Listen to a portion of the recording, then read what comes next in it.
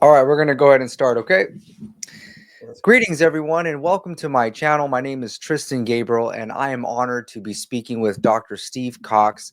And today we're going to touch on various topics. We'll most likely touch on eschatology, full preterism. We'll touch on the religious implications, as long as talking about Dr. Steve's profession and how it kind of led us together.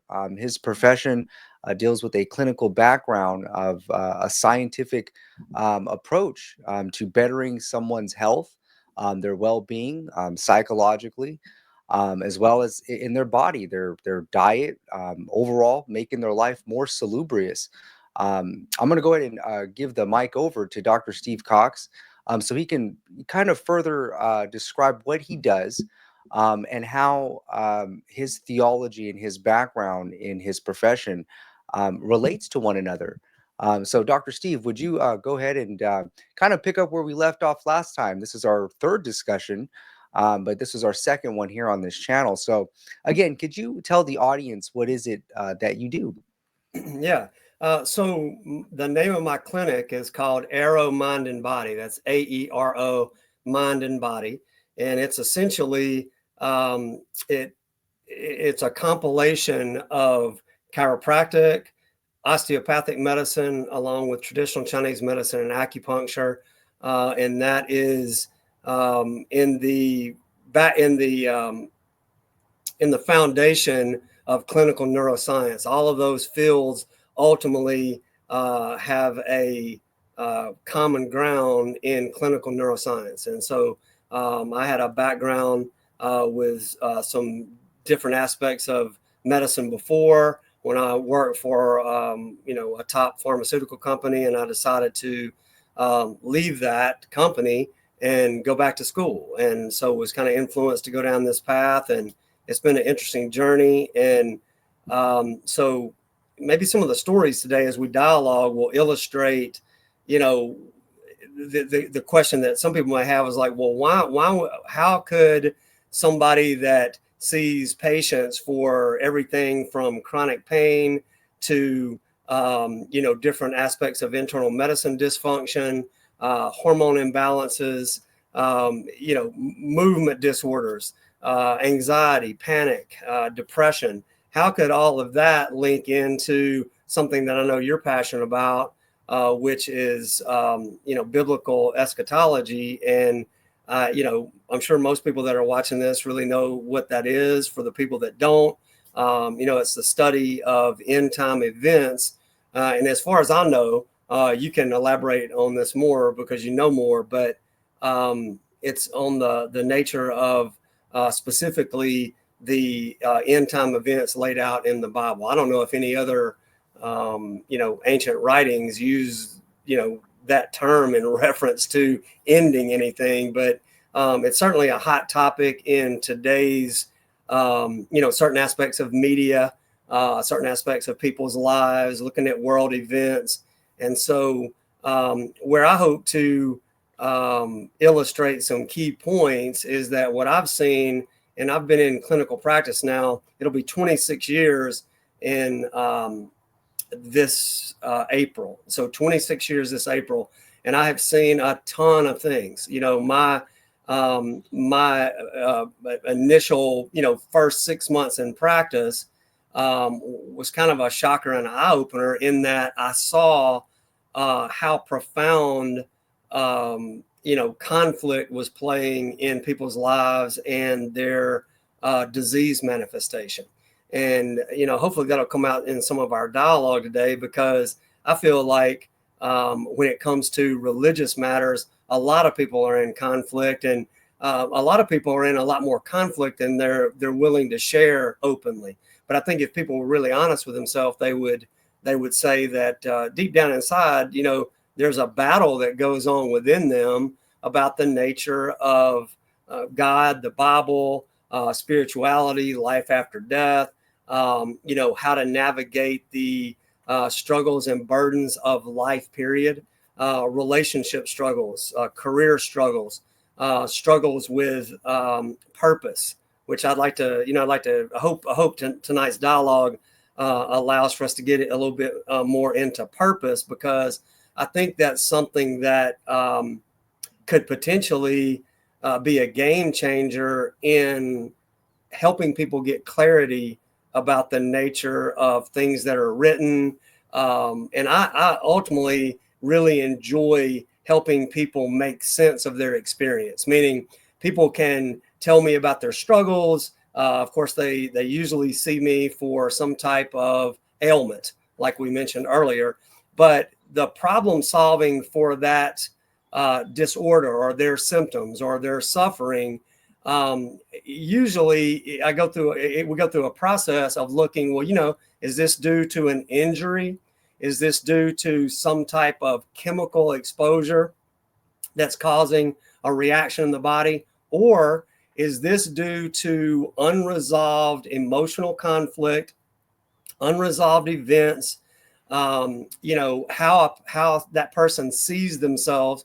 And I feel like I have discovered some very clear clinical cues and clues as to how to delineate those things. And so, it's a huge piece of the puzzle. I mean, I see people every day that have fallen through the cracks of seeing all kinds of different clinicians. And in most cases, they've made it to me, and I have to sort through the basics. But when it comes to the sorting out the nature of the mind-body problem that they may be dealing with, again, I found some key clues of how certain tissues of the body reveal that there is unresolved conflict. And a lot of this unresolved conflict is really below the individual's conscious mind. And I think it's even more than the subconscious mind. I think that there are aspects of the unconscious mind that are allowing for certain manifestations in certain body tissues.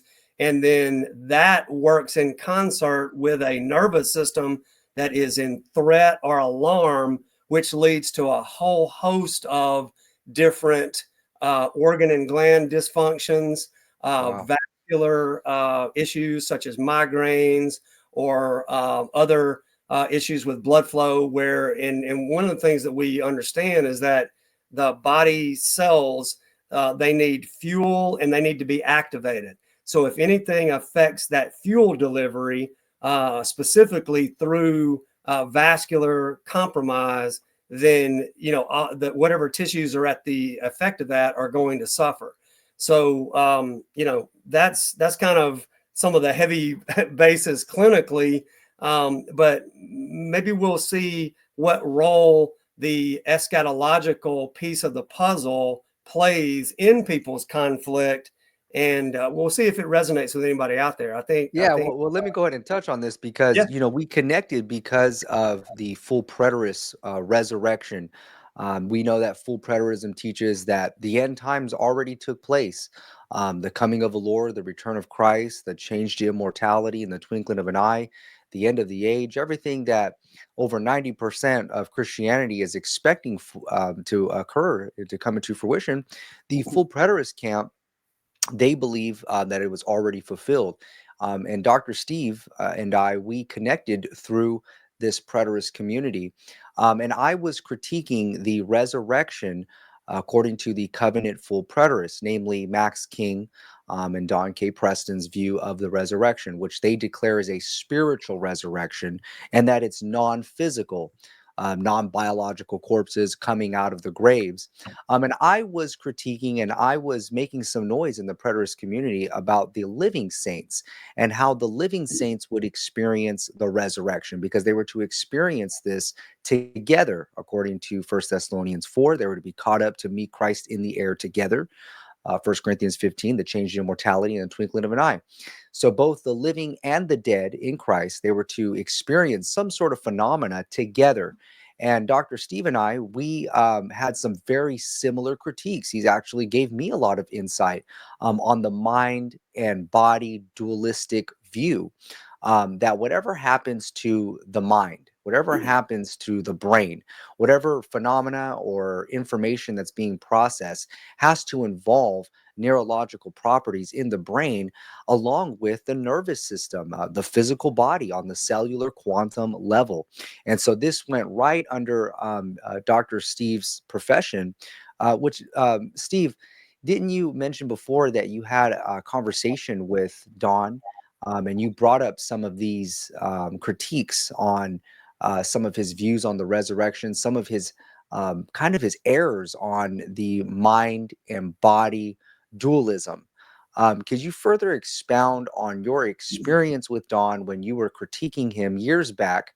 And what has been some of the feedbacks that you're seeing from the Covenant Full Preterist camp now that we're bringing this experiential factor to the forefront? It's getting a lot of attention, and I feel that you are the perfect fit to further elucidate on the mind and body and how some sort of spiritual experience would have taken place in 70 AD.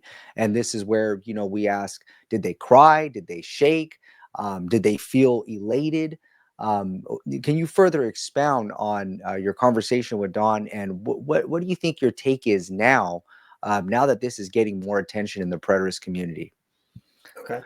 Yeah. I mean, and I'm going to try to include some things that, because I've mentioned to, a few people in, locally here and that I know in other areas that, we were going to be discussing some things. So some of them don't know anything about this subject matter. Right. Okay. And so I want to include, along as we're kind of, because I love what you're bringing up, and it's rich with potential for conversation. So periodically, I may just elaborate a little bit on what may be on some people's mind that could be watching this. They're like, what the heck is all that he's talking about? In other words, what is Okay. preterism? What is this? I know most of the people that you deal with, and I know, kind of what's made this brew. That's old hat to people in those circles. But I really think that this conversation is going to open up a wider purview for a lot of people that have never really even been in the conversation, and I think it's really key, because I think the more people that get involved, and we all just share, we share things that we know and understand from our unique backgrounds, Yeah. gifts and skills, whatever we have. We may all be surprised of what ultimately is teased out of that. Another word for that could be emerges, just like and I like real world examples for words, but and I'll ask you this: have you ever dealt with a pre-emergent herbicide? I don't even know what that is. Right. So in that word, and I am not an expert in it, but an herbicide is something that is harmful to herbs, right? I mean, in certain types of plants, right? And different types of weeds, would fall into that category. And so if you use a pre-emergent herbicide, then you're killing that thing off before it emerges. Oh, Okay. okay. So what I like about dialogue is a lot of times, insights, answers, potentially clarity can emerge out of the dialogue. Yeah. And so I won't, I'm thankful that that is happening with us, but I'm really inviting more people to get involved. So I want to take this amount of time to say, look, whoever's watching this, if you know people, tell them about it. Let's get more people involved in the conversation, because we may be surprised of what comes out of that as that occurs. Now, in regard to your question, with Don Preston, that initial dialogue, was not really conducive to emergence because, I was really ignorant at that time of what I was stumbling upon, and I reached out to him because I found his name associated with looking up the word. And I think most people who are familiar with the concept or have even heard of preterism, if they wouldn't have to look very hard to see, Dr. Preston's name associated with that word, and Right. so He's the again, a lot embodiment of of the it, people, pretty much. yeah, a lot of people that you're connected with probably know it. Some of the people I'm connected with that I'm starting to say, hey, take a look at this stuff. They probably have never heard that word. Yeah. Preterism is not very known in this area. I'm in an area in Tennessee, and most of these areas in the South. You have a lot of different churches. A lot of the different denominations think differently. They hold different viewpoints. I think it's safe to say that most of the denominations, would agree that they believe that Christ rose from the dead. I think that most of them would agree that they believe that he was, immaculately conceived and born of a virgin. I think there's core tenets that most people around here, and I'm talking, when I say most people, obviously the leaderships in the different churches and the different denominations, but I mean, if we went to Walmart here and basically just started asking people, if we just went and said, hey, can you tell us a little bit about what you believe or what you understand? We're not here, all we're doing is asking general questions.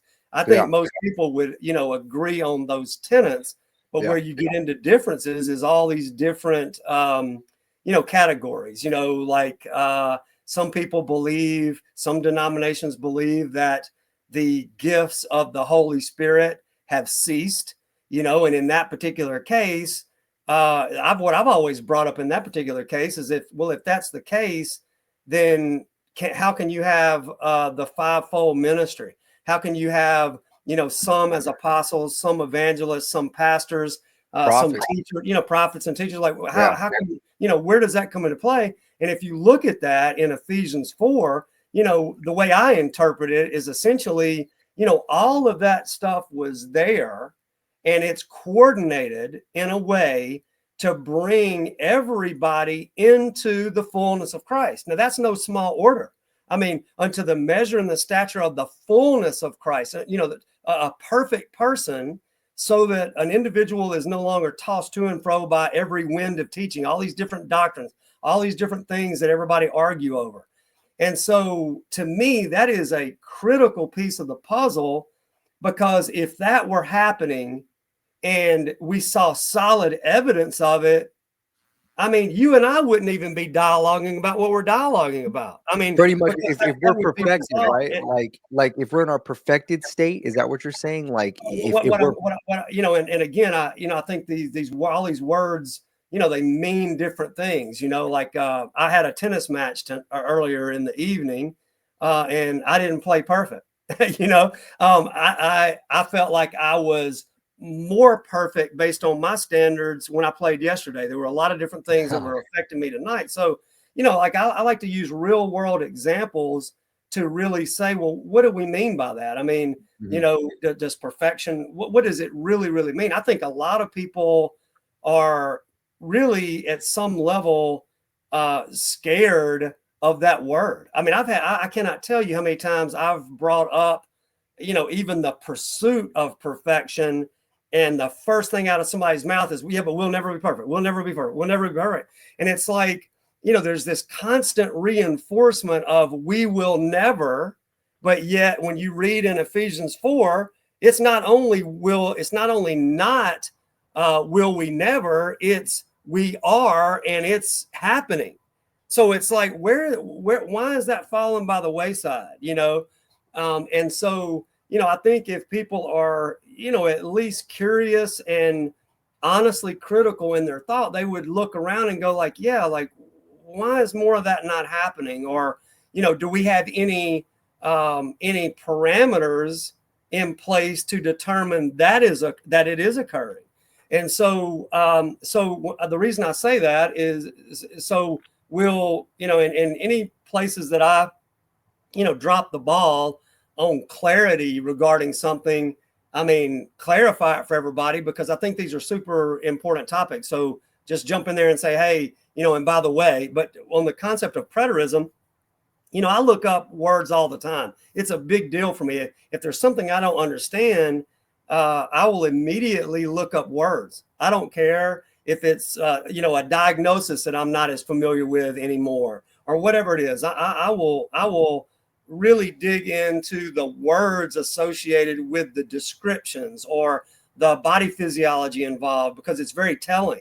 And so with the concept of preterism, as I've understood it, it's, from the Latin word praeter, which is, that which has already occurred, or that which came before. And it's like, wow, okay. So when I started looking into that, I was like, man, what are these people talking about? I mean, where I got exposed to it.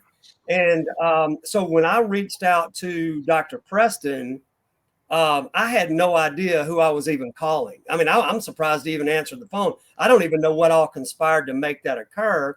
But I mean, he was obviously nice enough to take the call.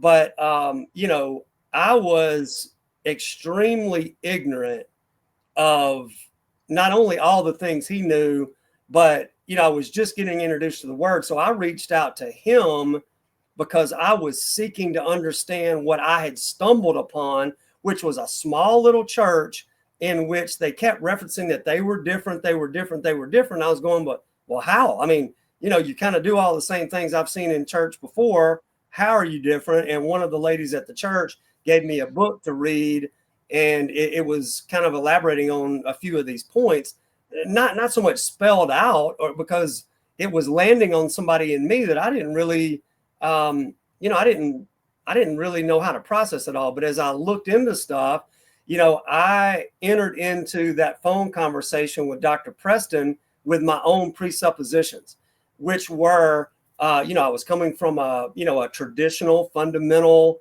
Baptist, which would have fallen in the futurist camp of biblical eschatology, meaning that, growing up, and even now, I believe most Baptists, they're waiting for something to occur in the future. That future could be tomorrow.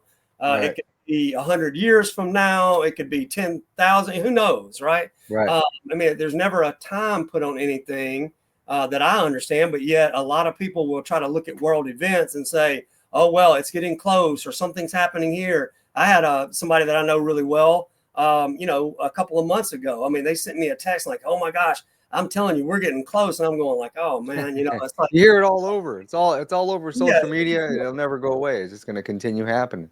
Yeah. So, but anyway, so when I'm talking with Dr. Preston the first time, I think he was probably wondering, well, who is this guy that's even calling me? Rightly so. And I had a bunch of questions. So he didn't elaborate on a bunch of things and then us have a dialogue. I was in my typical pursuit mode, which was, I'm looking to understand this. And what about this? And,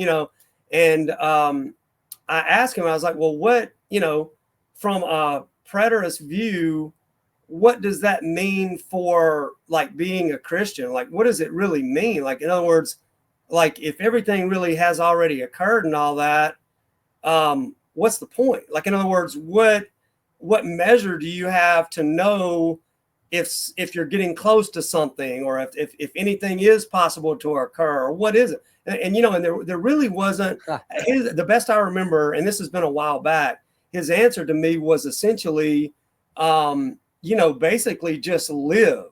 I think a big component, at least then, I hadn't had a phone conversation or any kind of conversation other than a few, text exchanges on one of the posts, which was pretty intriguing. And at some point, maybe we can really break those down. I saved them because I think it's very telling of where he's coming from. And And it was like, wow, this is, he just explained, like where he's coming from. And, he was a little critical of some of the things I proposed, because I've gotten a lot clearer over the years, and I'm not saying by any stretch of the means that any stretch of the imagination that I know all those pieces. I'm just saying, I mean, in the last, gosh, I mean, 7, 8 years, I mean, I have studied this stuff a ton. So, Yeah. when you do something, every day, I Yeah. mean, you get more versed in it, right? So, but Weren't you critiquing the body? yeah, I mean, Like you were critiquing like the and it? I don't. Well, I would rather have that in front of me, for us to really, because, and maybe we can do that next time, where Okay. when we just start and say, look, we're going to read these out and let's break them down. Yeah. I think tonight, I think it will be good for kind of setting the stage for that, Yeah, and let's maybe do more that. people Yeah. can pay attention to that, because I think I think it'll be significant. So let me Yeah, just. because a lot of people say things on Facebook and other social media platforms, but you have to have a live discussion. You know what I mean? I mean, even with the scholars. You know what I mean? Like when you say things and you type things out, those are very telling. The words that you're saying, and so it's best to have a live discussion to further speed up the process and to be more effective. I just wanted to give that input. Go ahead, Dr. Steve. No, I think that's huge. And yeah, I think the thing to be able to do is, can any of us learn to do it in a way to where, um, you know, there is exchange, and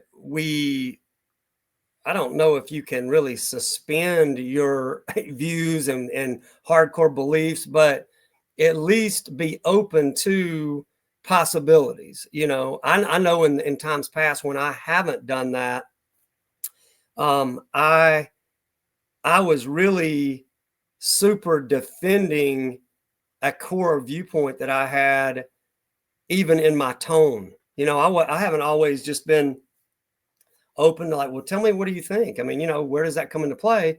And I think it's a tendency for a lot of us to be guarded in something because we're scared that we might lose our belief or our position or our conviction or whatever. And I think that's a hallmark of um,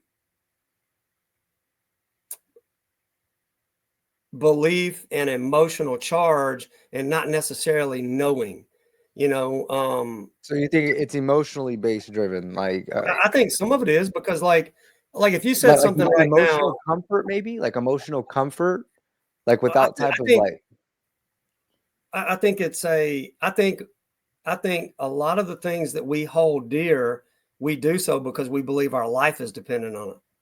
Okay, like our Yeah, religious a lot of beliefs. people would say, "Oh, life, like, somebody's going to come up and harm you." No, I mean, I think there is. I don't know how else to say this. I think there is such a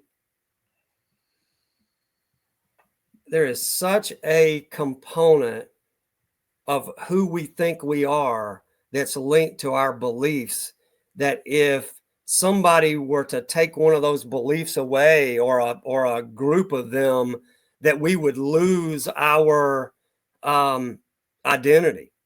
I mean, you You know what? know, If I could touch on that, yeah, yeah, it happens in religion all the time, not just in Christianity, but if you look at other like Islam, Judaism, yeah, those who are very staunch in their doctrines, like let's say for example, an Orthodox Hasidic Jew, there's documentaries of them leaving their lives. You know what I mean? They get excommunicated from their families, their friends, when they're no longer adhering to these religious dogmas. I've experienced that personally. Preterism, as you mentioned before, Steve, it's not very known in Christianity. I think it's gaining a lot of popularity, right? Even full preterism. Um, but you're right. I mean, you're looking at about 90% of Christians being futurists, and they don't know much about preterism. But in my opinion, when preterism is first introduced, especially full preterism, you do see, we call it cognitive dissonance. But we also, in my experience, there's some sort of emotional comfort in holding these beliefs in your religious faith. That there is, it's like a survival instinct. Even when you're having a conversation and people can clearly see, that there's either a contradiction, or they can clearly see the time statements, they can clearly see audience relevance. There's some sort of emotional conflict. But I guess my question is where does one go? I mean, we talked about purpose. Where does one go when somebody changes their religious beliefs and it's so radical that they're excommunicated from friends, from families, and they start like a new life, kind of like a new birth experience? Like, then what is the purpose after that? I think a lot of people, when they think of full preterism, just like how you had stated, like, well, what else is here, right? Just like when you're, having a conversation with Dawn, you say, well, then what's the point, right? Like, if it's all fulfilled, then what's the point? And that what's the point? That, I think, it can strike maybe like the insular cortex and the brain, and they could express feelings of disgust. They could express feelings of maybe, fear, discomfort, distaste. I've had family members, and I've shared full preterism with them over the months, because they've seen the time statements, they see audience relevance, but then it hits something in them. It's an identity crisis.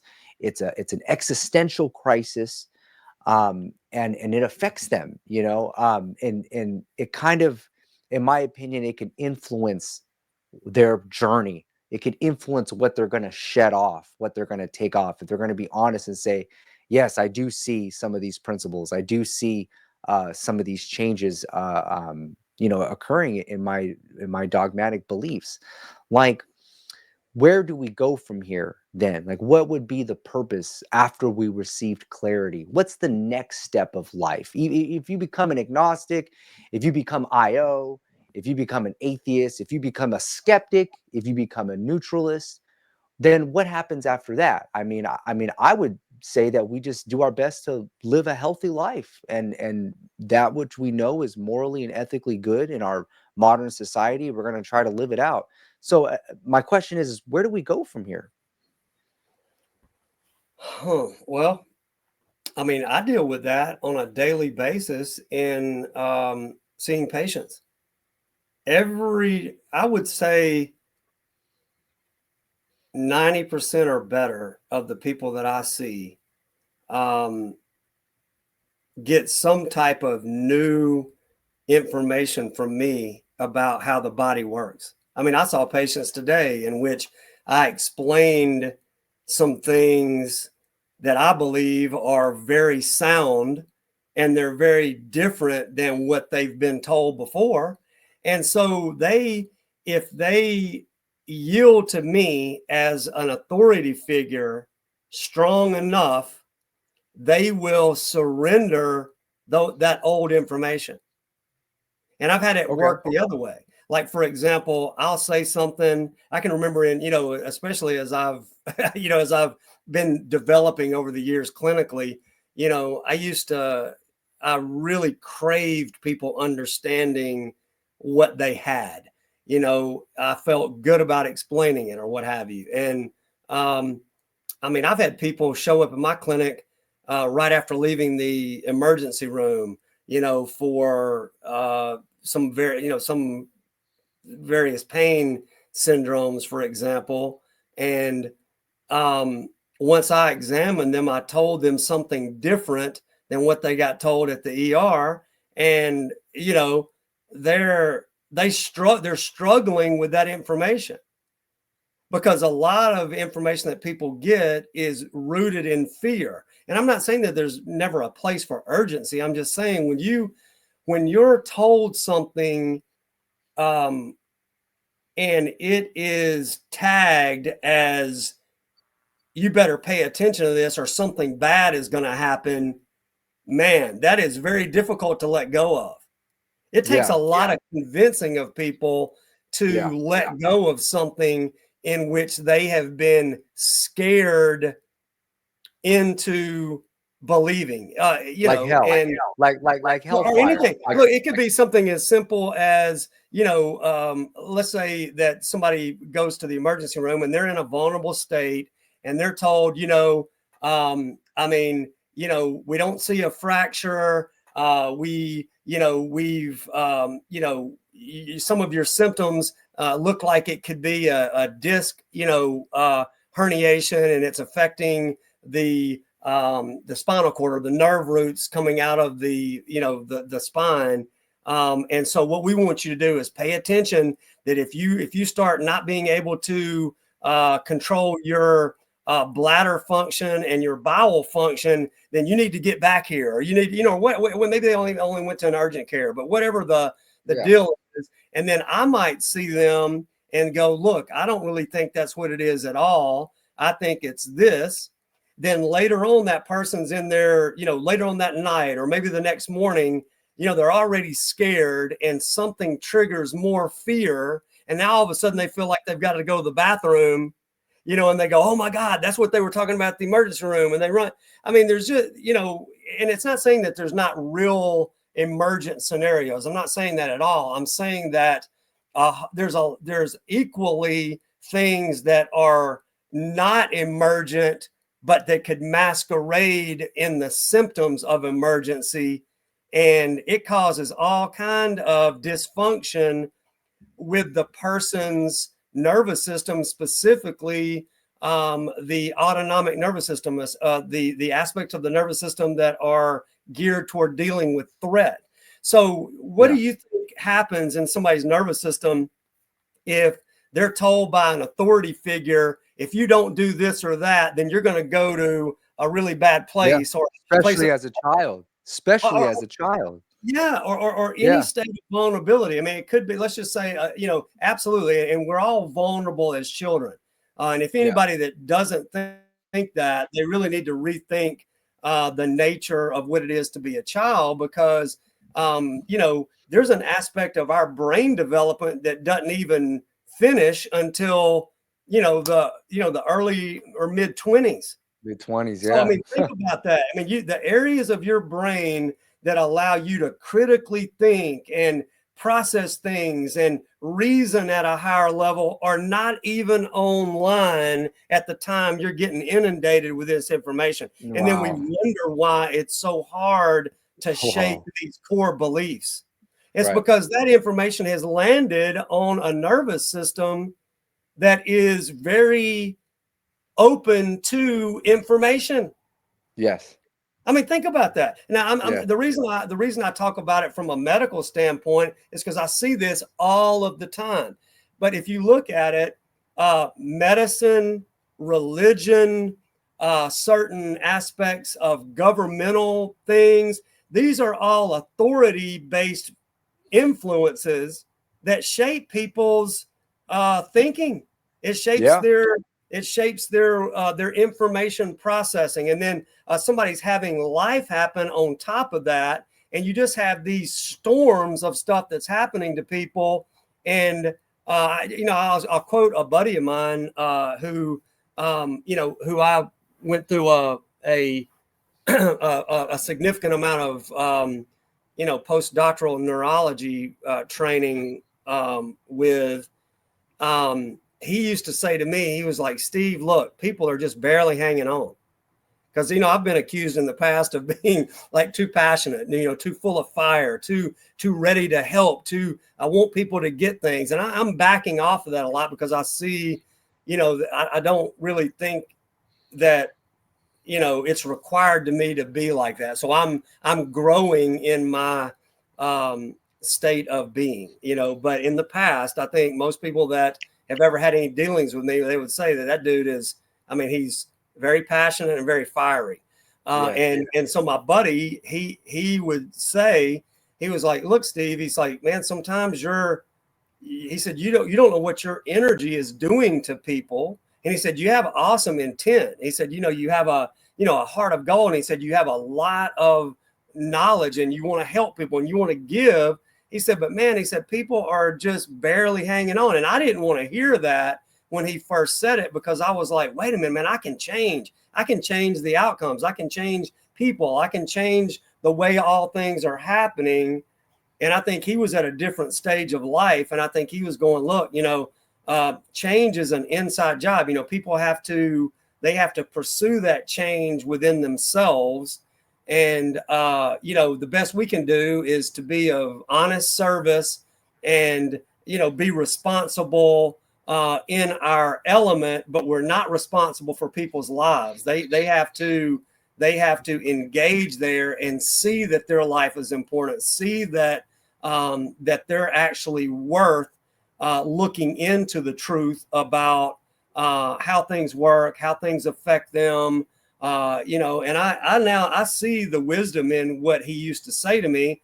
And I think I'm in a calmer state now, so I can let a lot of the things that he's given me over the years really kind of, settle in. Let me ask you, do you think that other sentient beings, you think that animals, maybe apes, chimpanzees could have the same type of thinking, like introspection, retrospection of their lives, purpose, meaning? I mean, obviously they don't have language and we don't know what Yeah, they're thinking, but yeah, yeah, maybe perhaps, this is a product of evolutionary psychology, to yeah, kind of, yeah, probe out these deep philosophical investigations. Like, do you yeah. think that other animals, other sentient beings have this? Do you think that it's a possibility? Yeah, I guess. I mean, like if you look at, let's just take, like I've watched documentaries on, um, like gorillas, for example, and you've got, some, a family or, various, aspects of their social structure, and at times, it looks like they're contemplating. I i i doubt, and again, this is way outside of my area of expertise, but I doubt that any of the great apes are sitting there thinking about transformation. And the reason I say that is because we absolutely have the ability to do that. I mean, and it's not limited to Christianity. I mean, I've been involved in a lot of, aspects of Eastern thought. Whether it's, exposure through some type of, martial arts system, or, just studying, different, aspects of Buddhism or Hinduism, or, Oh yeah. other religions, that to them, some of the ways that, some of the conversations that I might have with a church going Christian in this town, they, other religions would look at it and be like, why are they so elementary in their thinking? They're looking into concepts of, you know, transcendence, reincarnation, all these different, aspects that involve spirituality. And at least from my knowledge growing up in, a more of a traditional fundamental church background, I mean, stuff like that was never talked about. I mean, it was never even differentiated. It was never even talked about from a perspective of like, here's how we know this does not occur. I mean, there's just a lot of things like that, and I think Yeah. that kind of thing should be discussed. But Yeah. so, and I think it's good to bring this up because uh, in my from my perspective, the way that I have studied the Bible, it looks like to me that the whole narrative is about transformation.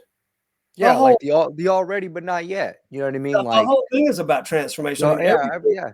Drawing everything you closer to read it. God, right? I Yeah, agree. I mean, even yeah, when you yeah, die, you're going to be yeah. Well, somehow transformed consciously into another afterlife or right. something like that. It's Well, it's that's it's kind of it's what. a continuance of life, you know? Yeah. So that's that. You asked me initially about how the conversation with Dr. Preston went, and like I said, I was just fresh into discovering that this concept of that all biblical prophetic events have already occurred, because that's essentially what you come to, right? I mean, there's Right. all kind of fancy words for different things, but at the end of the day, anything that anybody would read and think, look, this is meant to occur sometime out in the future, fulfilled eschatology or preterism, full preterism says, no, it's already done. Well, so I'm fresh in this even concept when I reach out to Dr. Preston. And, he obviously had years teaching this as a really the prime mover of, The entire all movement. things fulfilled, thing. The And entire of movement. course, he's talking to somebody he doesn't know that's just basically reached out to him and probably actually got him on the phone by accident. But I mean, he's talking to somebody that's fresh into this concept. So I'm hungry. I'm hungry to learn. And Yeah. as he's talking, he really didn't, and this is no fault of his or, toward him, but, he didn't really say, young man, what are your core questions? Let me clarify them for you. It was more me asking a bunch of questions and then him, kind of coming from I would say a pretty confident place of it's this way.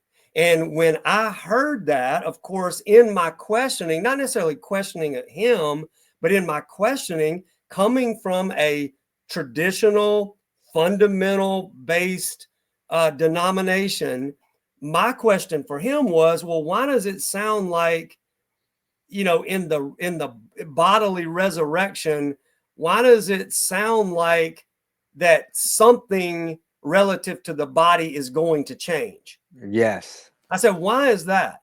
And, and he gave he gave a few words, which I think he gave from his knowledge base, his view, and it landed on my triggers for pursuing this aspect of coming into more life. Now, let me just say why that's a big deal.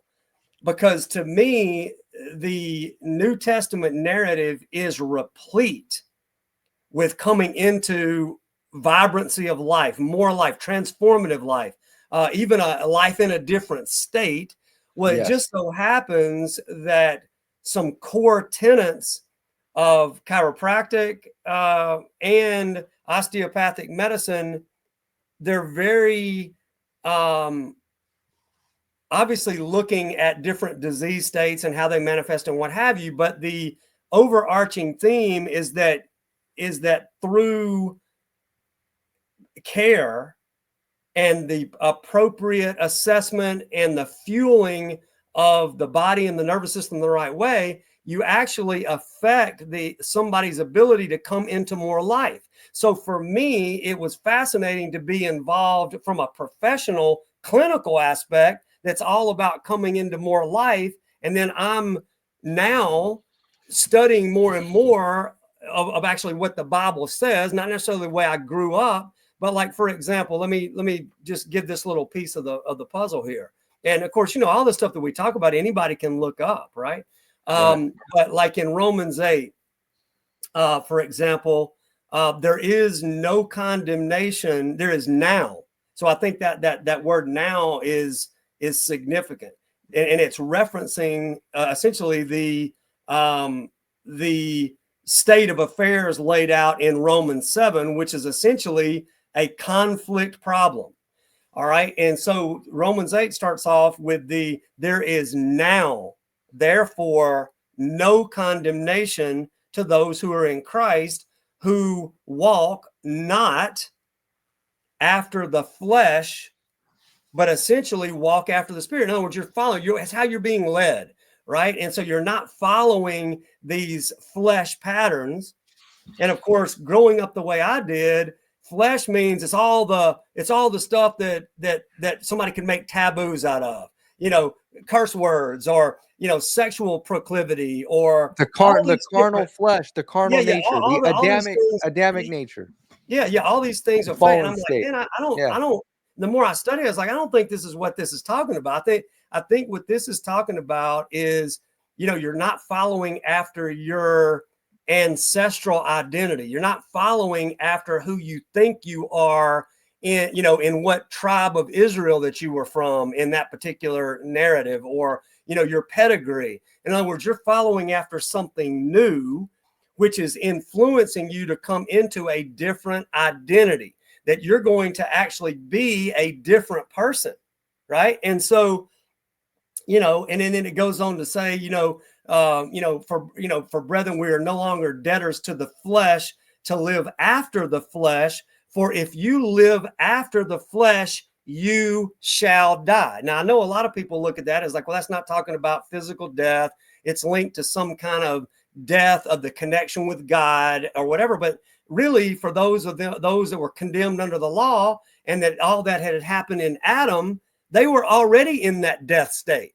So if you think about that, it's like, well, why would somebody say, you're no longer debtors to live after the flesh, because if you live after the flesh, you shall die. Well, that's reference to something. Even if it's not physical death, it's the death of a state of affairs, of a particular system or whatever it is. But then the contradiction of that is, but if through the power of the Spirit, you put to death the deeds of the flesh, you shall live. In other words, you shall live. In some kind of state, you shall live, right? And this is the part that I guess I got fixated over all these years as I was studying really on my own. It was this aspect of and I think this is key, and I really encourage everybody to really examine this more, like really examine it in what it says, look into what it says, see if you can find contradictory meanings or whatever. If it's different than what I'm saying, dig it out. But this aspect of if the Spirit, and this is going to be key when we get back to Dr. Preston's view, because like you've let me know, from what I can tell, they don't believe that there's any action, so to speak, of the Spirit, right? Okay. So today, right? So the Holy Spirit is a hot topic with the full preterists, the covenant full preterists. So let's look at this, because I want to be able to link some of these pieces. So if the Spirit of him that raised up Christ from the dead dwells inside of you, he that raised up Christ from the dead will quicken your mortal body. Well, what would you quicken a mortal body to? I mean, if we look at that word quicken, it's a speeding up a process, making alive. Yeah. Even in fetal development, there's a quickening. There's a quickening in fetal development.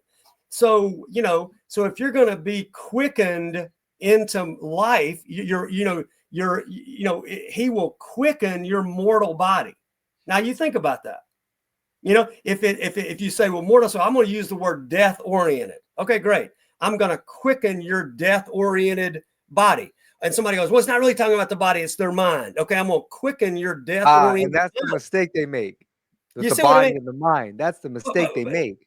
Yeah. So either way, so here, the beauty to me of this is when you start looking at it as there's a mind-body relationship. Yes. Well, if the Spirit of him that raised Christ from the dead is in everybody, then he will quicken something.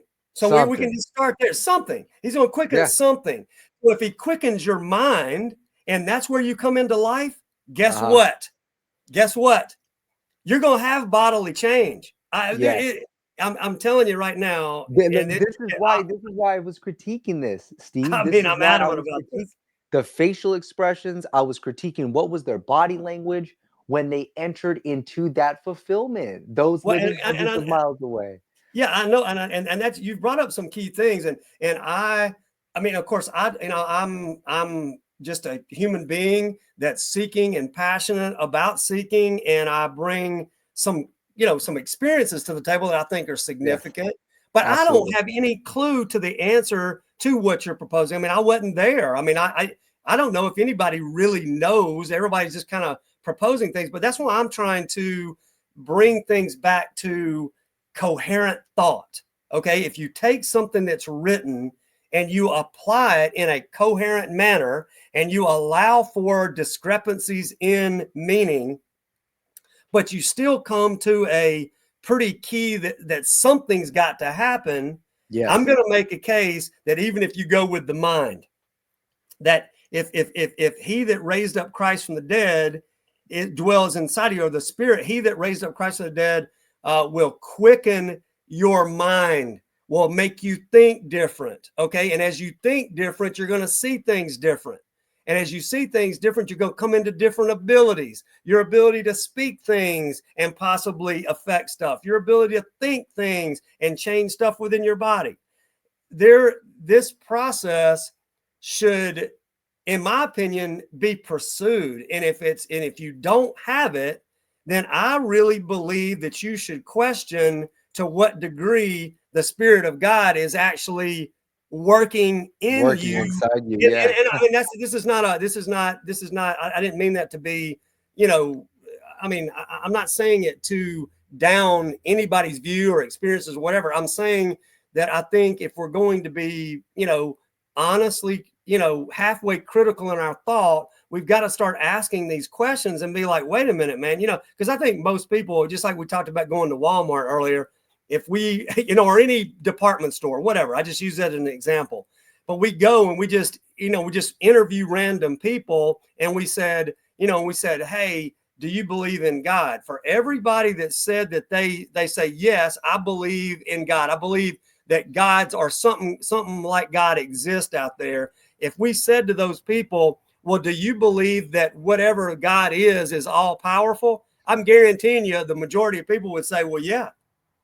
Now, how can you have an all powerful God with an aspect of spirit that raises some dude from the dead? And that same thing's supposed to be working in everybody. And you're going to tell me you look at the powerless state that we all exist in, including everybody that's sitting on a church pew, Sunday and it's like, where the heck is the power? I mean, to me, that's the critical piece of the puzzle. I mean, everybody Oh can goodness, argue. that's where Pentecostalism comes in, Steve. Yeah. They are the ones who have the power. Come over here, let me lay my hand on you. Speaking in tongues and all sorts of gifts of the Spirit. Yeah. And the Pentecostals, they criticize the other churches of being dead churches. I mean, I've been hearing it my whole life. This whole power demonstration of power, gifts of the Spirit, being transformed. In churches, I don't know if you're familiar with an altar call. Some churches don't have this tradition where after the sermon you come up to the front of the church and you lift your hands and you rededicate or dedicate your life to God. You have an experience with God. But yeah, you're right. I mean, that Spirit that was supposed to be quickening the saints, they were waiting for something that already but not yet.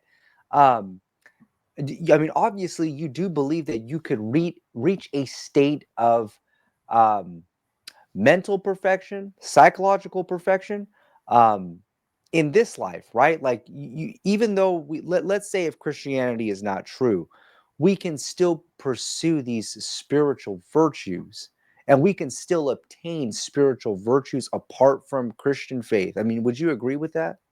I think it's a good way to tell if you're in conflict with something or not. So let's just say let's say we took 10 virtues, and whether you and I did it or a small group of people listening, we all decide, okay, we're going to work on this next week, and we had that list of 10 virtues, whatever they are.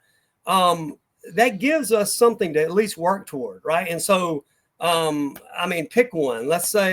I mean, would we include kindness there? Yeah. Kindness to somebody that is disrespecting you, or that is intentionally trying to provoke you or something like that. And if we said, all right, look, we're going to implement those measures this week to be kind in that situation, not just kind to somebody that we are, in great connection with. We're going to be kind to somebody that's trying to provoke us or what have you. That will test whether or not you've got anything in you that would not be able to carry that out. So it's a good way to challenge things, And so I think that virtues are phenomenal. But what I'm saying is there anything up there in the heavens that's helping us with that? I hope so. Well, and so the question becomes, is that, are we helping each other do it? In other words, where's the evidence of the Spirit of God working in a coherent fashion, organizing the body of people so that more and more stuff like that happens effortlessly? Oh goodness. I mean, if I can interject on this, I mean, you have 50,000 different denominations and they all claim to have the Holy Spirit working in them. So it's like, and not only that, I mean, you have, about over 1,500 years of church history where Christianity existed. I mean, where was the Holy Spirit then? And I'm just coming from a skeptical standpoint, from a critical standpoint. If the Holy Spirit is at work, let's say only with Christians, well, look at the chaos and the incoherence and the conflict that you see even within the Christian circle. So when we're trying to find coherence, we can't even find that within the Christian circles. I mean, it's divided. You're either Protestant or you're Catholic. So it's like if it's taking over 1,500 years for God to be working in only Christians, you think, well, why isn't this more, manifesting more? Why isn't God, sending an infallible prophet or somebody who can demonstrate to us that this is the way to go? You know, I want to say that I hope that there is a conscious being out there, something in the heavens. I want to say that I hope that there is something that's working in humanity. I like to believe that. I truly believe that, in faith, of course, that's happening in my life. I believe that's happening in our conversations. That there is something that wants us to pursue, to give us meaning, to give us hope. This is why I brought up, animals earlier, because I question this. This is, a lot of philosophers and scientists look at this. You have ethics and some sort of, morals, even within the animal kingdom, and yet they don't have a language. And so, I'm hoping, Steve, that there is, a God or a mind out there that is somehow interacting and is interested in our lives personally. I don't know if it's Yahweh. I don't know if it's, I don't believe that it's any deity that's tied to a religious text. And if it is, I wouldn't have any problem with that, I don't think. But I would like to believe, Steve, that is true. Um, I just I just hope that the process would speed up. I just wish that whatever is out there could just speed this up faster, Mhm. because look at all the evil that's happening. That's just one thing that, if that is the case, I hope that this process happens soon. You know. Well, what do you think would prompt somebody to do any of these good virtues, right? Because I think Right. there's a big difference between somebody now. Somebody's going to listen to this, I think, and relate to this. So let's see, Oh But yeah. I mean, so let's say that I socially, with my reasoning based, frontal lobe of my brain, and I decide, through a decision, hey, wait a minute, I'm now a Christian. I'm going to try to do because I Yes. think I'm supposed to. Yes. I'm going to venture to say that everybody that's tried to do that has seen a lot of other stuff come up in them, along the way. And that's where I guess a big part of my clinical pursuit has been, is that where does all the stuff live that's keeping us from these higher functionalities? Like, where does it live? Like, where does it exist? Hmm. And I think the more that we look into that and answer those, I think we'll start experiencing more of what the biblical texts say, but it will happen as a process of innately changing, because there's some imperative to change for coming into your best self, I guess is a better way to say that. I'm not sure if I have the language for it right now. I mean, I feel like I'm making change every week in my personal life, and it's not because I'm trying to, it's because I'm spending more time seeking what's above, and it's making changes in me. Now, I don't know everything that's above, and I've challenged a lot of the model that I've grown up with. And matter of fact, I've had some things that have been outright disappointing and very painful that I believe happened to break me from those things, right? And since that's occurred, I've had a lot more peace, a lot more settledness inside, a lot more connection, where I feel like something is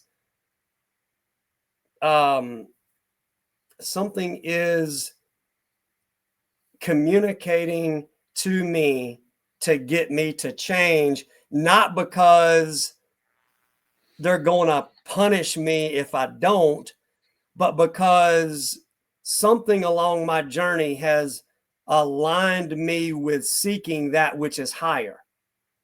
And in that process, for me, it's getting more fun. Actually, it's not so grueling anymore. And, it's almost like a pleasure. In all honesty, it's a pleasure to do it. And any feelings that come up in me that cause angst or suffering or some vibrational tone that doesn't feel good, I believe that's a feedback mechanism getting me to look at something that's holding me in bondage. And when I say bondage, meaning something that's holding me in a less than state. And so I am super thankful for what I've learned over the years, especially within the, certain ways that the nervous system works and how these certain feedback clues give everybody an opportunity to actually make change. To me, it's utterly fascinating. And so I guess at this point, I'm very motivated to continue because of all the good that's happening inside. It's not like I'm trying to be good, because I am at some level, meaning, you hope to be a better person, kinder to people, more at ease, more seeing from a different perspective, more willingness to listen to people, and see where they're coming from. A willingness to, I think, listen is a good way to put that. And because of the things that have happened to me, that's getting easier to happen. I'm also very aware of when I get triggered into states that are not those. And right now in my life, whenever I get triggered, it's so apparent, it's so strong, that it prompts me to get out of it faster. It prompts me to find out its origin and adjust out of that state into, a greater state of ease, alignment with what I believe is the truth. I just really can't say enough good about it, in all honesty. And I've experienced tremendous amounts of suffering in my past. And, I don't experience those things anymore. Nice. Short of a few, things. And it's all happened by me being, challenging the things that I grew up with and letting go of most of them. Yeah. Now, it's intriguing to me that now I'm experiencing more things that I think the old model I grew up in was trying to get people to experience, and I'm experiencing them outside of the very model that talked about it. It's crazy. Really, if I wasn't experiencing it so much, I wouldn't. I don't know. I don't even know how I would contextualize it. But that part of that drove the conversation with Dr. Preston in that first time, because I was so fixated on this aspect of coming into more life and the ability of the body to heal and to change, and for, in some cases, even genetic expression to change. That, to me, that was an easy tie-in to my early fundamental beliefs, which were, like, hey, eventually, there's going to be a different world, and we're going to be in new bodies, all these kind of things, which nobody ever really elaborated on when I grew up. But I think that is a prevailing view. And of course, I'm asking Dr. Preston, I'm like, well, where does any of that come into play? And it was absent.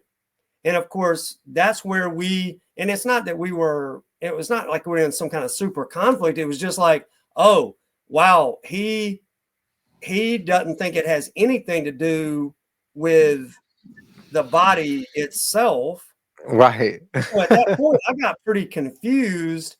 And, and like a lot of us do when we're confused, and I think this is a hallmark of confusion, is we will either get flat in affect and almost internally process, we get quiet, and it's almost a form of internal contemplation, leaning toward a hypo-aroused state, as opposed to like what I went into, which is you start defending. And when you defend something, you're going to get more high energy. There's going to be hyper arousal in that, that expression of the nervous system. And it's this way, it's got to be this way. And, what about this? And I did some of that, and I was like, well, I mean, how do you account for the objective pronouns? Like, it is sown, talking about put in the ground, right? That's what you do with seeds. Right. Most people I know, you sow seeds in the ground, right? So it's not, the objective pronoun, it is sown a natural body.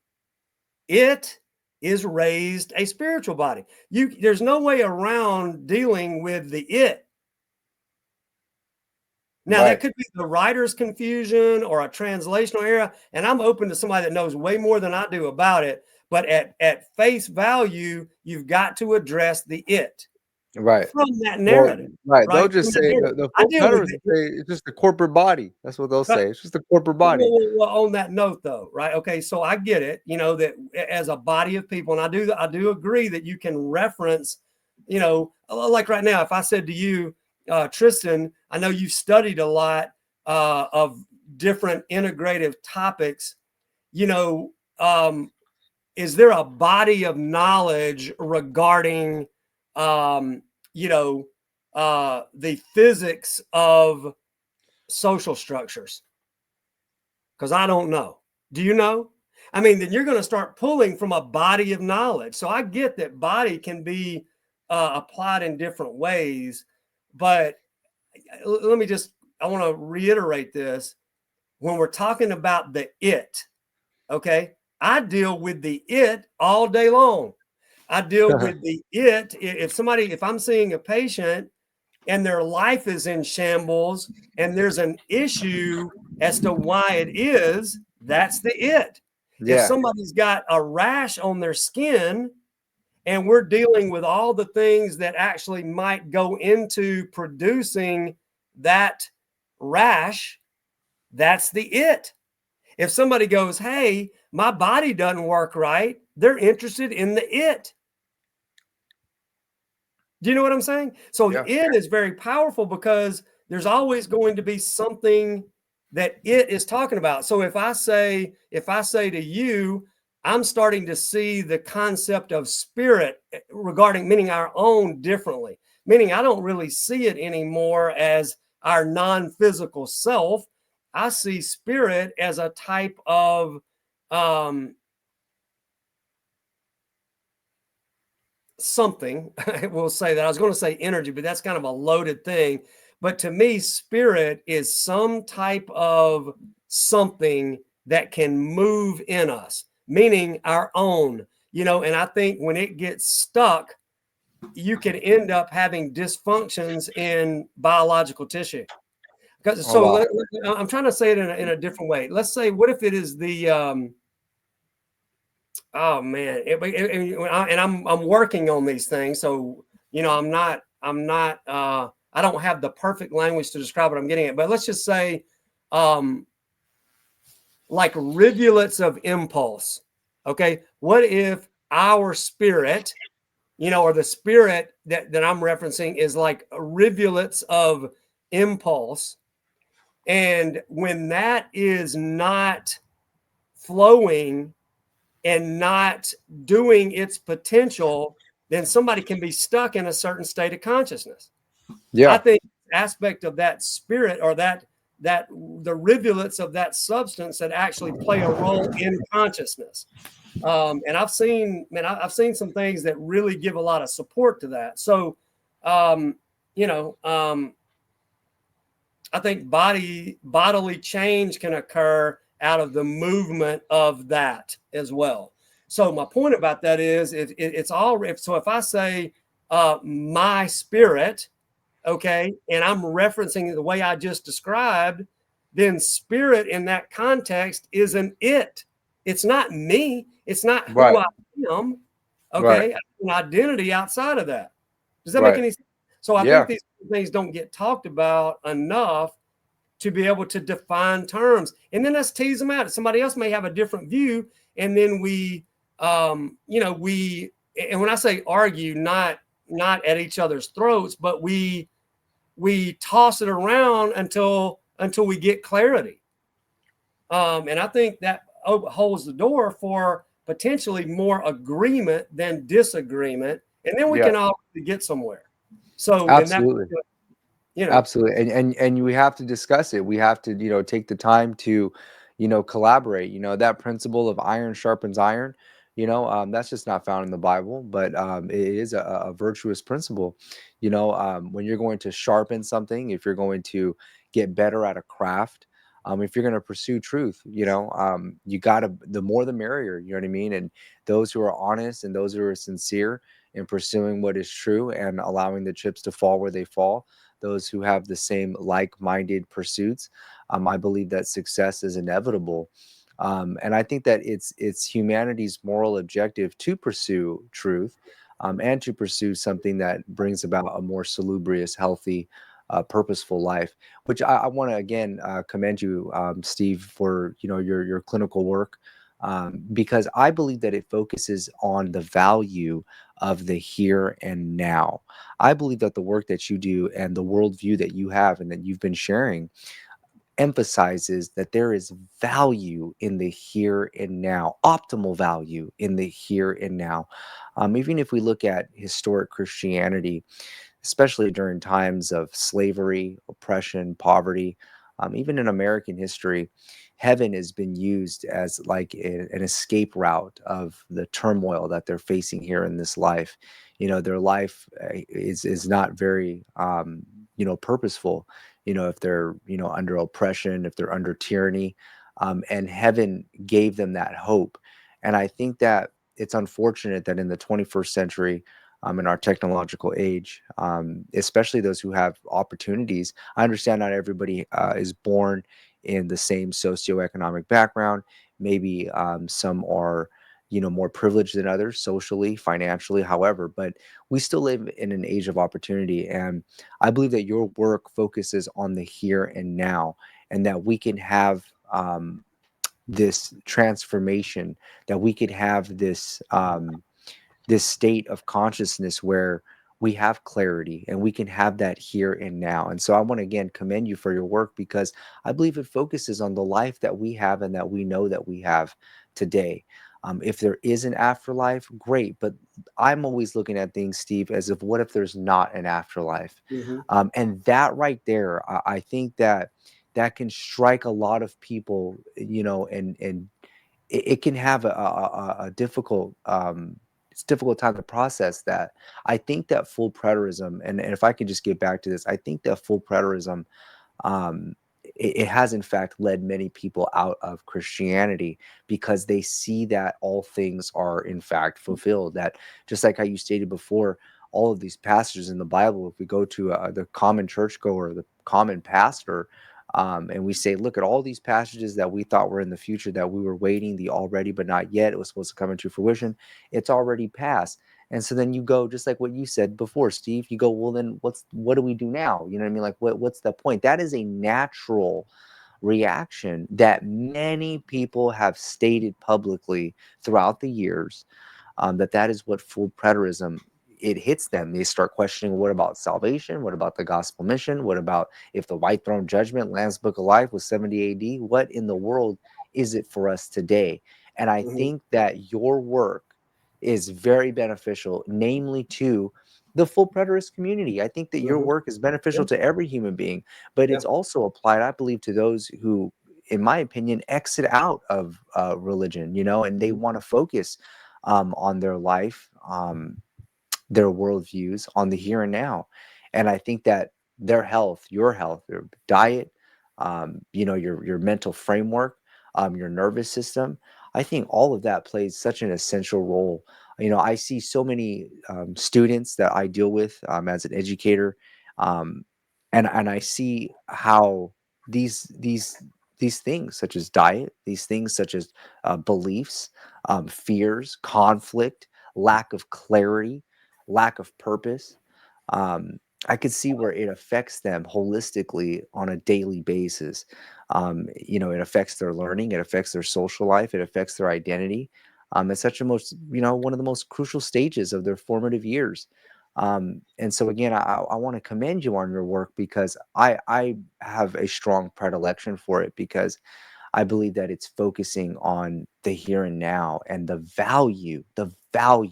virtue of that you are alive today. You are a conscious being today. And you can, like we often hear, live your life to the fullest. And I think that your clinical work helps people get to that level. Well, on that, thank you for saying that. Yeah, I am a systems problem solver. Really, I mean that's how I believe that is what I do. I assess systems and see how they come together. And reason I'm saying that is because, like, what if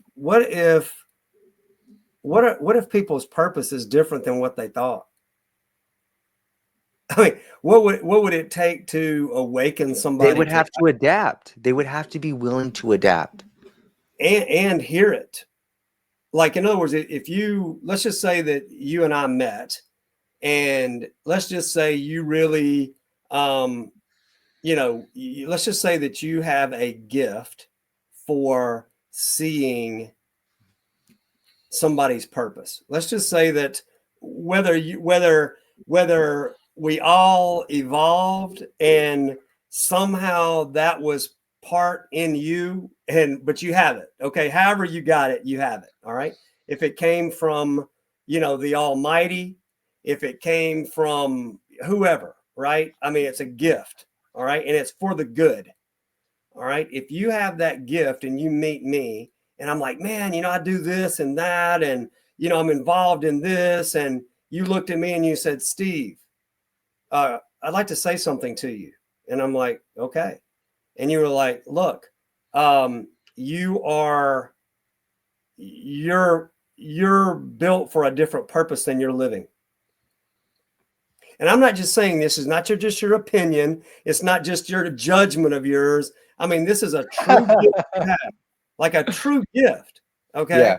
A true gift, meaning its own track.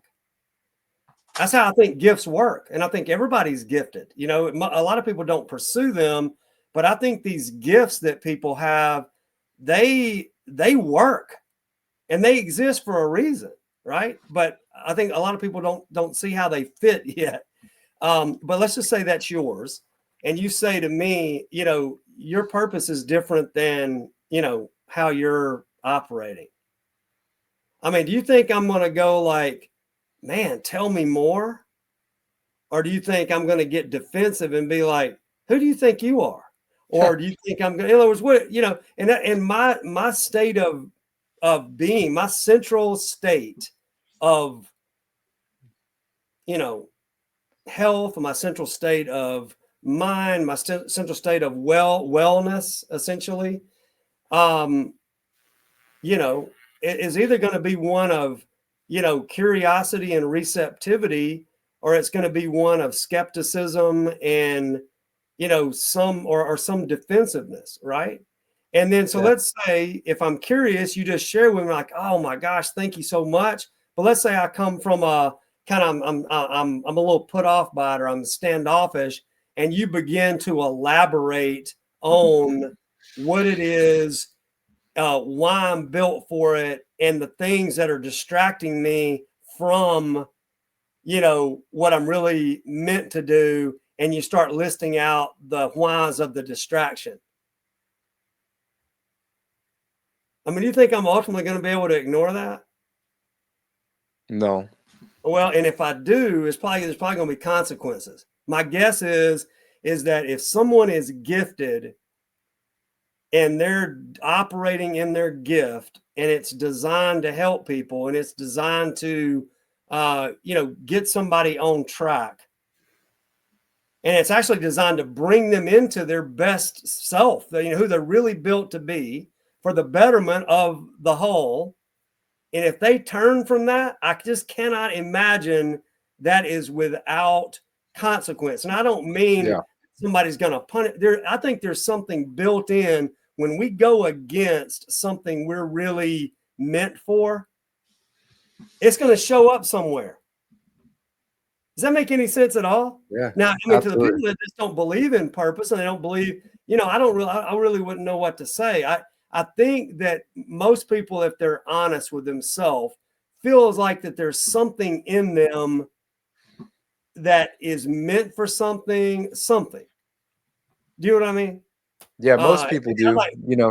Most I people don't do. like, and maybe if we had a dialogue with, I'm talking about a hardcore atheist, a hardcore, somebody that believes that there is no larger purpose, there is only us, and Yeah. basically when we die, that's game over. I mean, there's not even anything to worry about one way or another. I mean, you're done.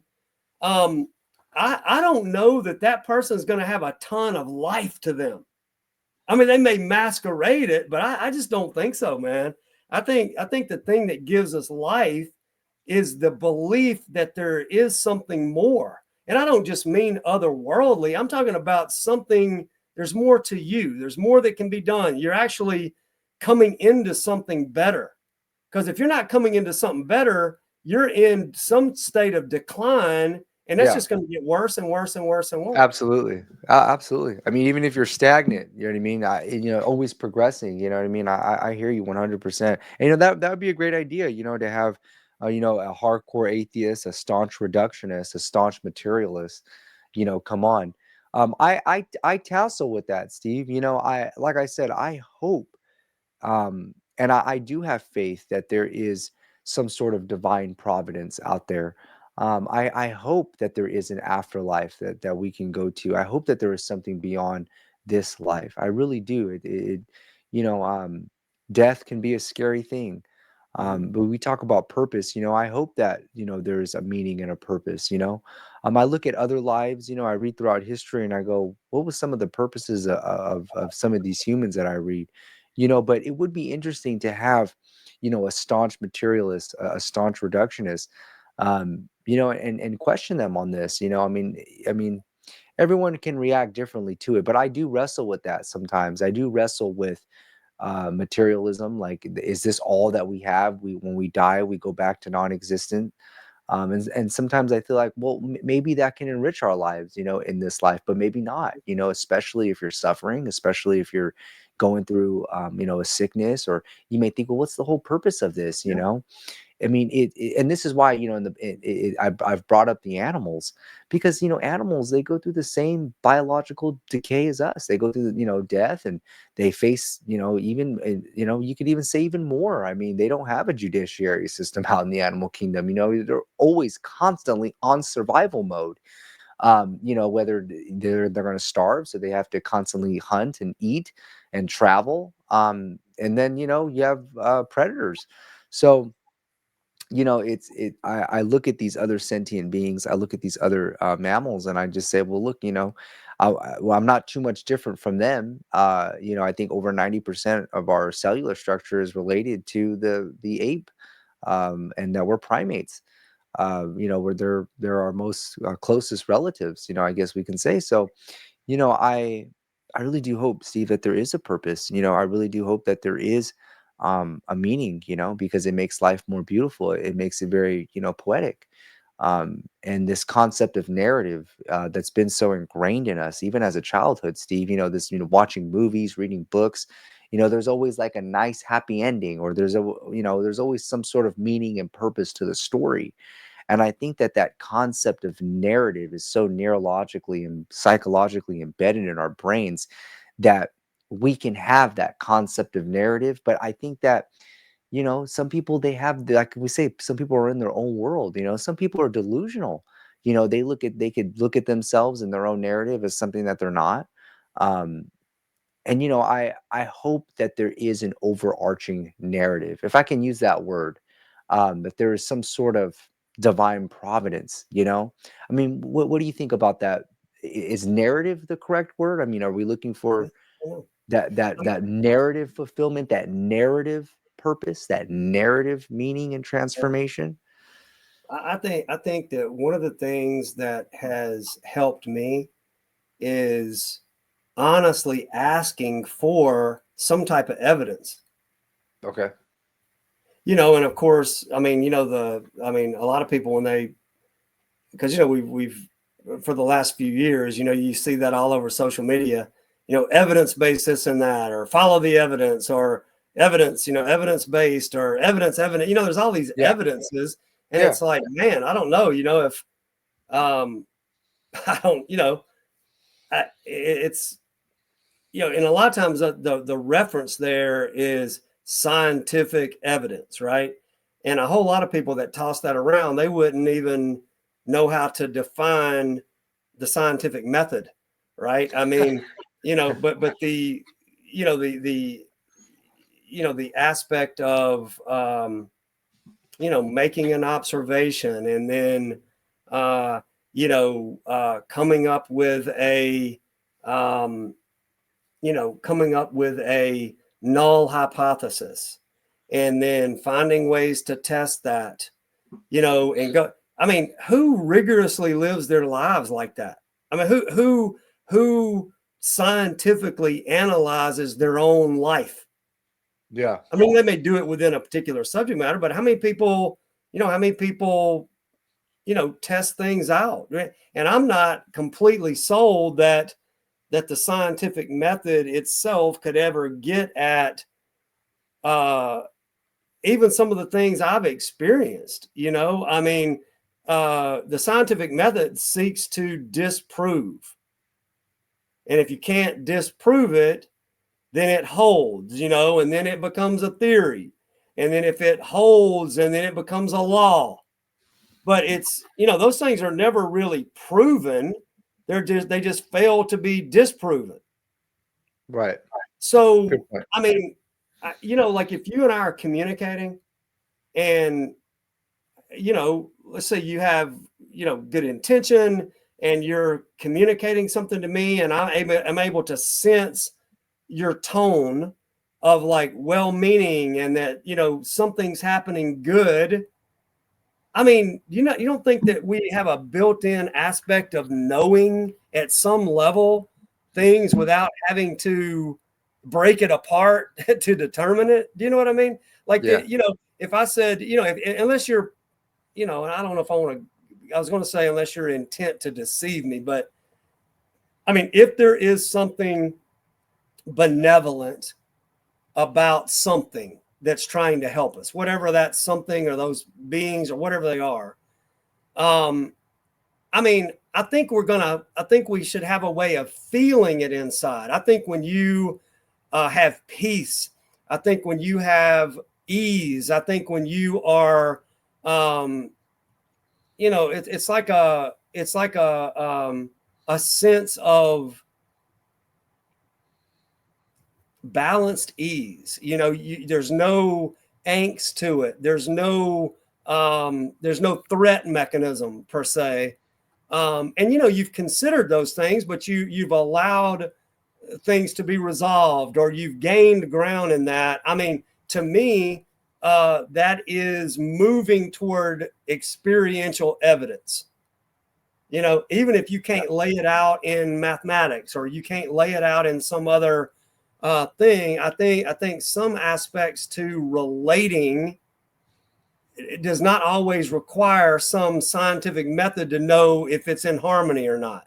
Everybody that ever listens to this, including both of us, have had relationships, whether they're romantic relationships or friendships or whatever, in which they felt harmonious, they felt at ease. I mean, do you really need like proof to determine that? I mean, the proof is in there, right? So I think if you are seeking something that you can't see, then it should be based off of there should be some kind of evidence of, harmonious communication. And I don't see a lot of uh, ease and harmony within the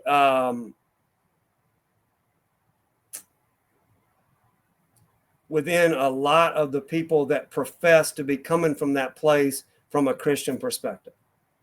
I don't.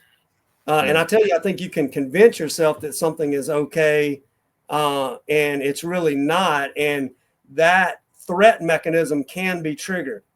And I think we talked a little bit about that. I think you can see that sometimes in text exchange. And so when somebody's coming from a calm place and they're laying certain things out and they have no real agenda, but they're just coming from a place of ease, and somebody defensively comes back and goes, then that's probably a mark of threat.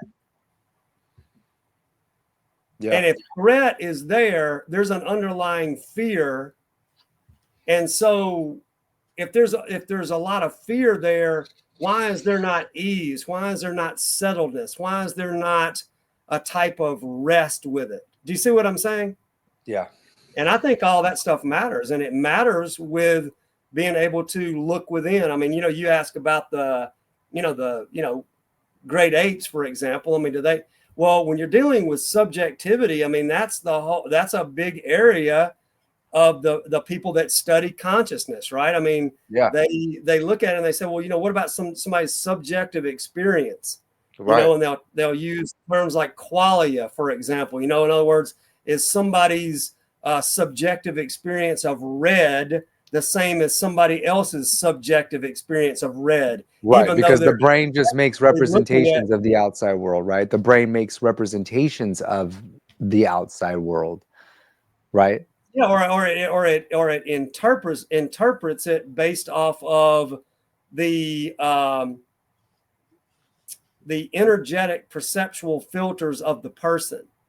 In other words, if I'm seeing through trigger mechanisms, especially in which those threat mechanisms engage certain neural structures that are known for dealing with threat, I am probably not going to have a state of calm and ease. From everything that I've studied in those areas, and I've been hard at it for quite a long time, I mean, you're either dealing with hyperarousal or hypoarousal.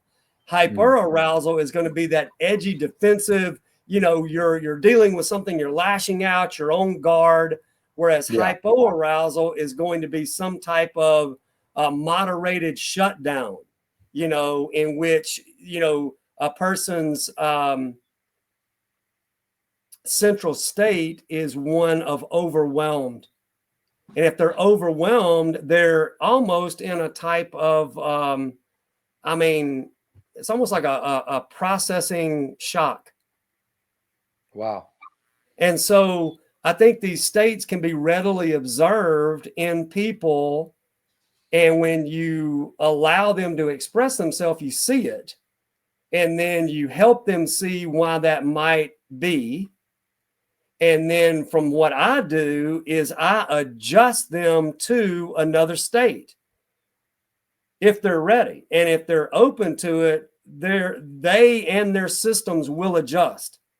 And that's a big misconception that a lot of people have, is that, they think about, because chiropractic and osteopathic medicine both got their starts at looking at the nature of body structure relative to other systems. Chiropractic looked at the role of body structure relative to the nervous system.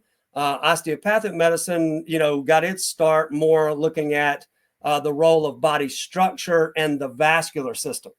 Well, today we understand that the neurovascular system is very coordinated.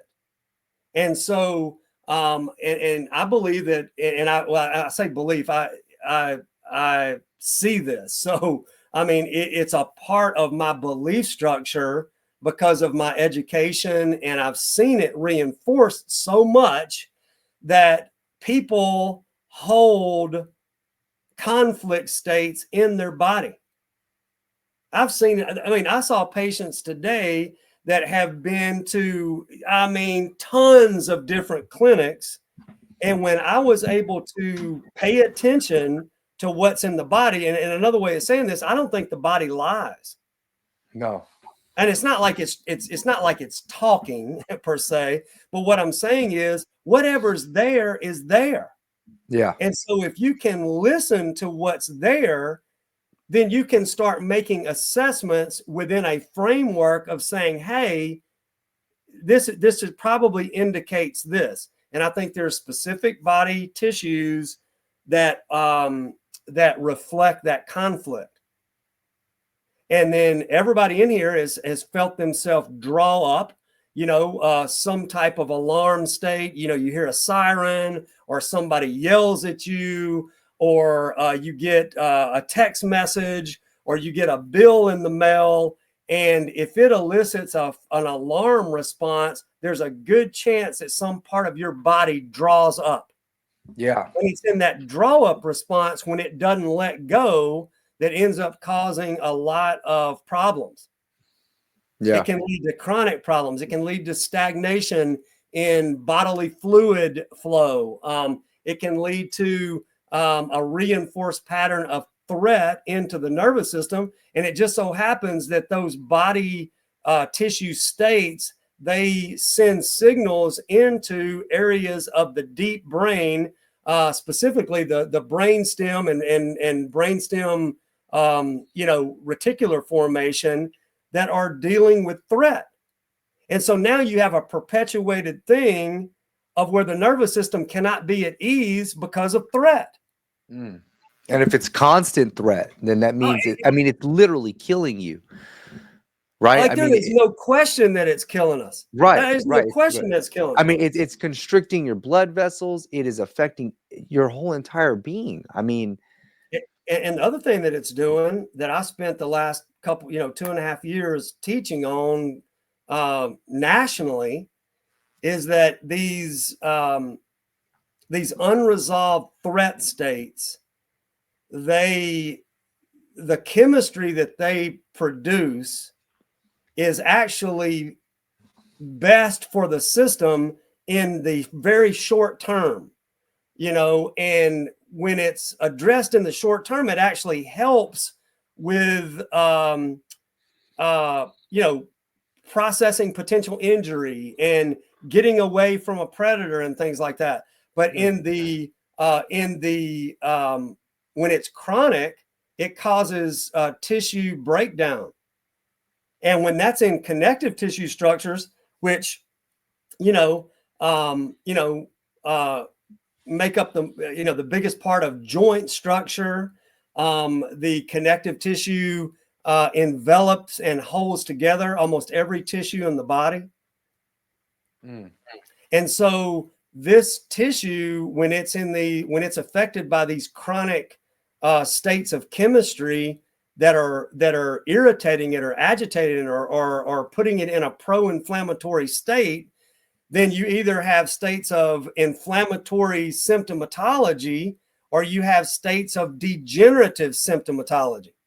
And degeneration is where things are breaking down. I've seen x-rays of people in which their joints, I mean, their spine and other joints are just degenerated to the point of, I mean, it looks horrible. And you might ask them and say, wow, are you experiencing any pain? And they go, no, not at all. Wow. How the hell is that? It's because their system is no longer in as much of a reactive state. It's kind of acquiesced to that breakdown. And now they've lost a ton of function, but there's even their alarm system is not helping them make change. So when I hear people about, like, man, I heard, or this, that, and the other, and I'm like, that I obviously don't want them to be hurting and suffering, but sometimes that what's going on in the body is actually trying to get somebody to make a decision in a different way. Mm. And it's powerful, man. When we can use our bodies as a feedback instrument, it can really guide us into what's fueling the bodily breakdown. That could be some kind of chemical you're putting in your body, even in food. It could be some type of mechanical dysfunction and injury complex that's doing that. But what I have spent the last, like I said, almost 26 years doing, and I think I was thrown into it, for some reason, is looking at the aspect of the psycho-emotional effect on the body. And I see that as much as I do anything. And there's just not a lot of people that talk about it. It's starting to be talked about more and more because we're in a age to where people are starting to, there's conversations starting more and more about that kind of thing. Yeah. But traditionally, that just,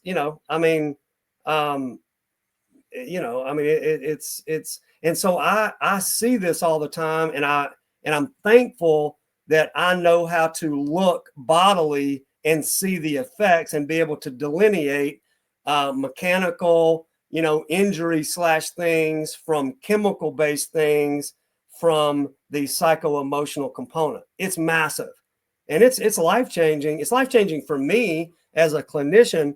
But this gets back into our conversation about eschatological phenomena, the study of end times, interpreting the Bible, people's spiritual experiences and their religious lives. I mean, is it producing ease and balance? And are you seeing evidence of transformative change, even bodily, and certainly with your thinking and the way you process things?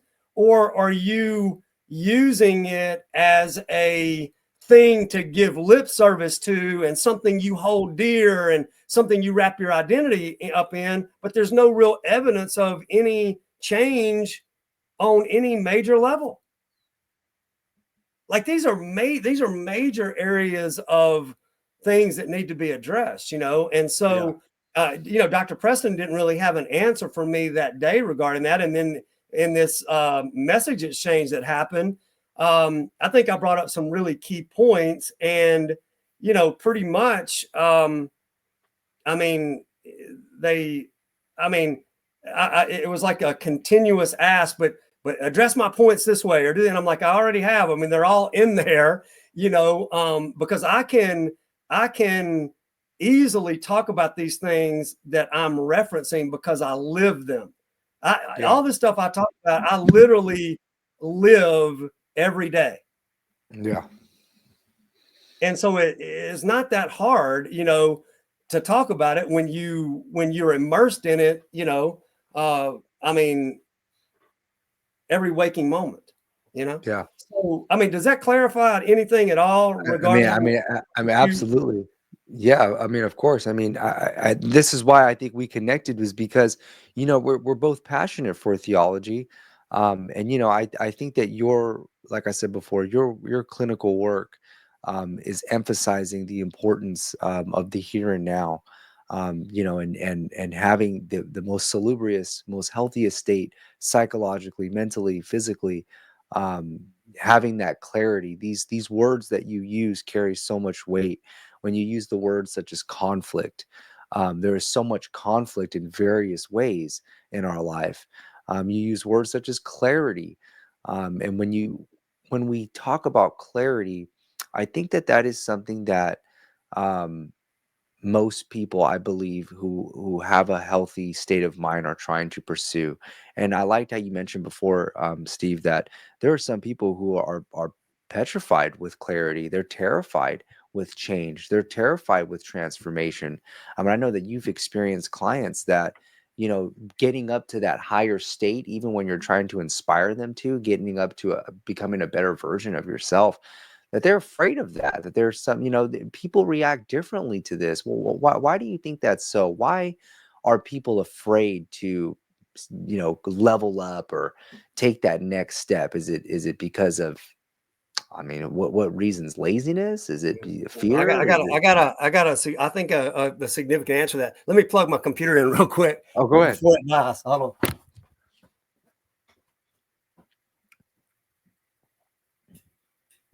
Yeah, and again, you guys, if you're listening here, Dr. Steve, he's very, very incisive in eschatology, especially those in the full preterist community. He knows the ins and outs of the scriptures. And so he's somebody who's, a veteran on this level. And, we connected because of, full preterism, IO, Israel only, and just the noise that was happening with this spiritual resurrection. um, and I would 100% agree with Dr. Steve that, listen, of any spiritual thing that's supposed to happen to you, any spiritual experience, it has to involve the physical brain, it has to involve the nervous system to process information, to have an experiential phenomena, even if it's in the spirit realm, because the mind, body, and soul, if you believe in the trichotomy of man, or at least we could say the mind and body relation, they're dualistically intrinsic with one another. And so if there is something that's happening in the inward man, the spirit man, without a doubt, unequivocally, 100%, this is involving the brain and the nervous system. And there has to be some sort of enlightenment experience. There has to be some sort of experiential factor when it comes to this change in mortality. And so I think that there are wonderful principles within the scriptures, even though if you're a skeptic and you're somebody who's a non-believer, you can glean many virtues, you can glean many principles from the scriptures, both Old and New Testament, that you can apply virtuously to your life. And I think that many of the biblical principles are still very much effective today, even though I don't believe that we absolutely need these religious dogmas to obtain and develop and pursue um, and progress these moral virtues, these ethics that we have in the 21st century. Because let's be honest, I mean, in the New Testament, there are ethics that would not be applicable today. And that's in the New Testament, namely, that would be considered unethical today in the 21st century. But there are many, many virtues, many, many principles that we could find, not just in the Bible, but other religions as well, um, that we could apply to help us have a more salubrious life. Anyways, so I see you got your computer plugged in. Yeah, we're rolling. We're almost reaching the 2 hour mark. Did you want to make any closing statements? Did you want to give any Holy final smokes! thoughts? I thought we were just getting started. Oh goodness. Well, Man, I mean, we can go past it. It's up to you. this We is can a go past blast. it. Well, Yeah, I so mean, I want later for you than it is for I me. do want to address the thing that you just asked me about, because um, man, I think it's significant. Yeah. I don't know if you want to restate it, but the way I understood it was, It was about yeah, conflict and yeah, people, being afraid or yeah, reluctant to reach that higher potential, that to reach that resolution to their conflict, to reach that clarity. I know you share with me in the past personally about clients that you've had that it literally scared them, or it had a reaction where it was something negative and they did not want to pursue this. They did, in other words, they mhm. didn't want to be healed. In other words, they didn't want to reach their highest potential. Yeah, because I think we develop identities around belief. You know, I did. Let's just say I grew up in a scenario and I perceived myself as a very weak, unsure little boy. All right. And then later on, that's part of my core belief. And somebody comes along and they want to show me how strong I am and how great and all these things that I can do. All right. And maybe they have the ability to bring that out in me, but I still see myself the other way. Um, I I'm probably not going to just readily take in what they're trying to tell me. And then if the added complexity to that is if we have an identity based on certain beliefs, and we have a reason to stay there, meaning um, maybe at some level we feel safe being insignificant, Mm. right? And then Yeah. somebody comes along and is like, man, I can show you all that you really are. And they're like, holy smokes, man, I'm not going there.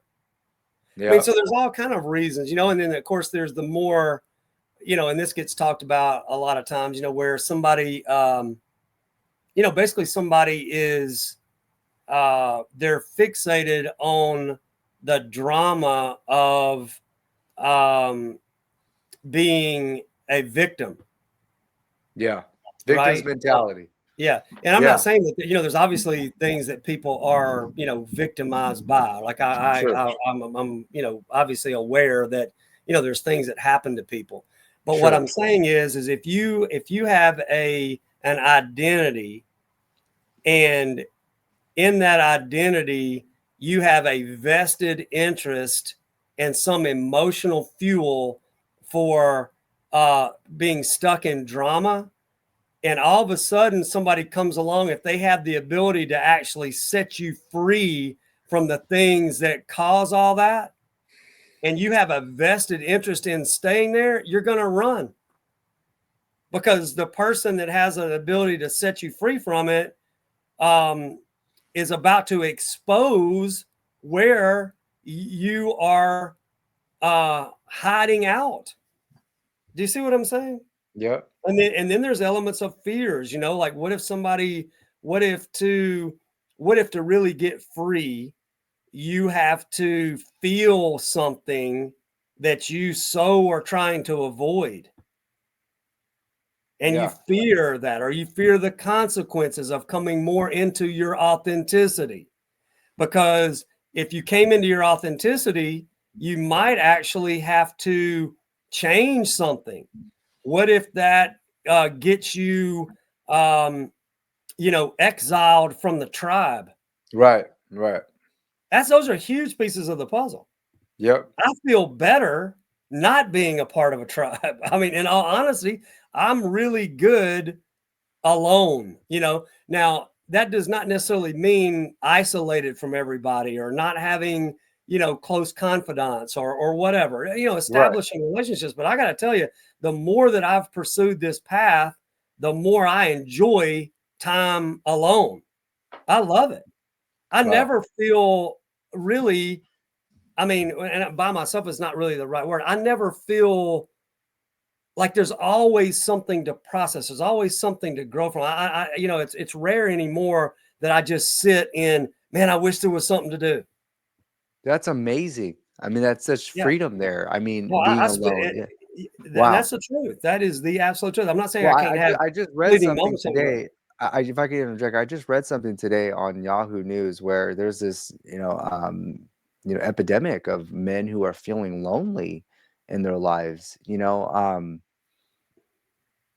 I personally believe that if your mind is right and you have goals and you have dreams, you have aspirations, and you have breath in your body and you're healthy, no matter what age you are, what you just stated right there carries so much significance, Steve. I mean, that is an ultimate freedom, is to enjoy your solitude time when you're by yourself. And that there's so many options now that we have in our technological age where you can obtain so much information. You could experience so many things.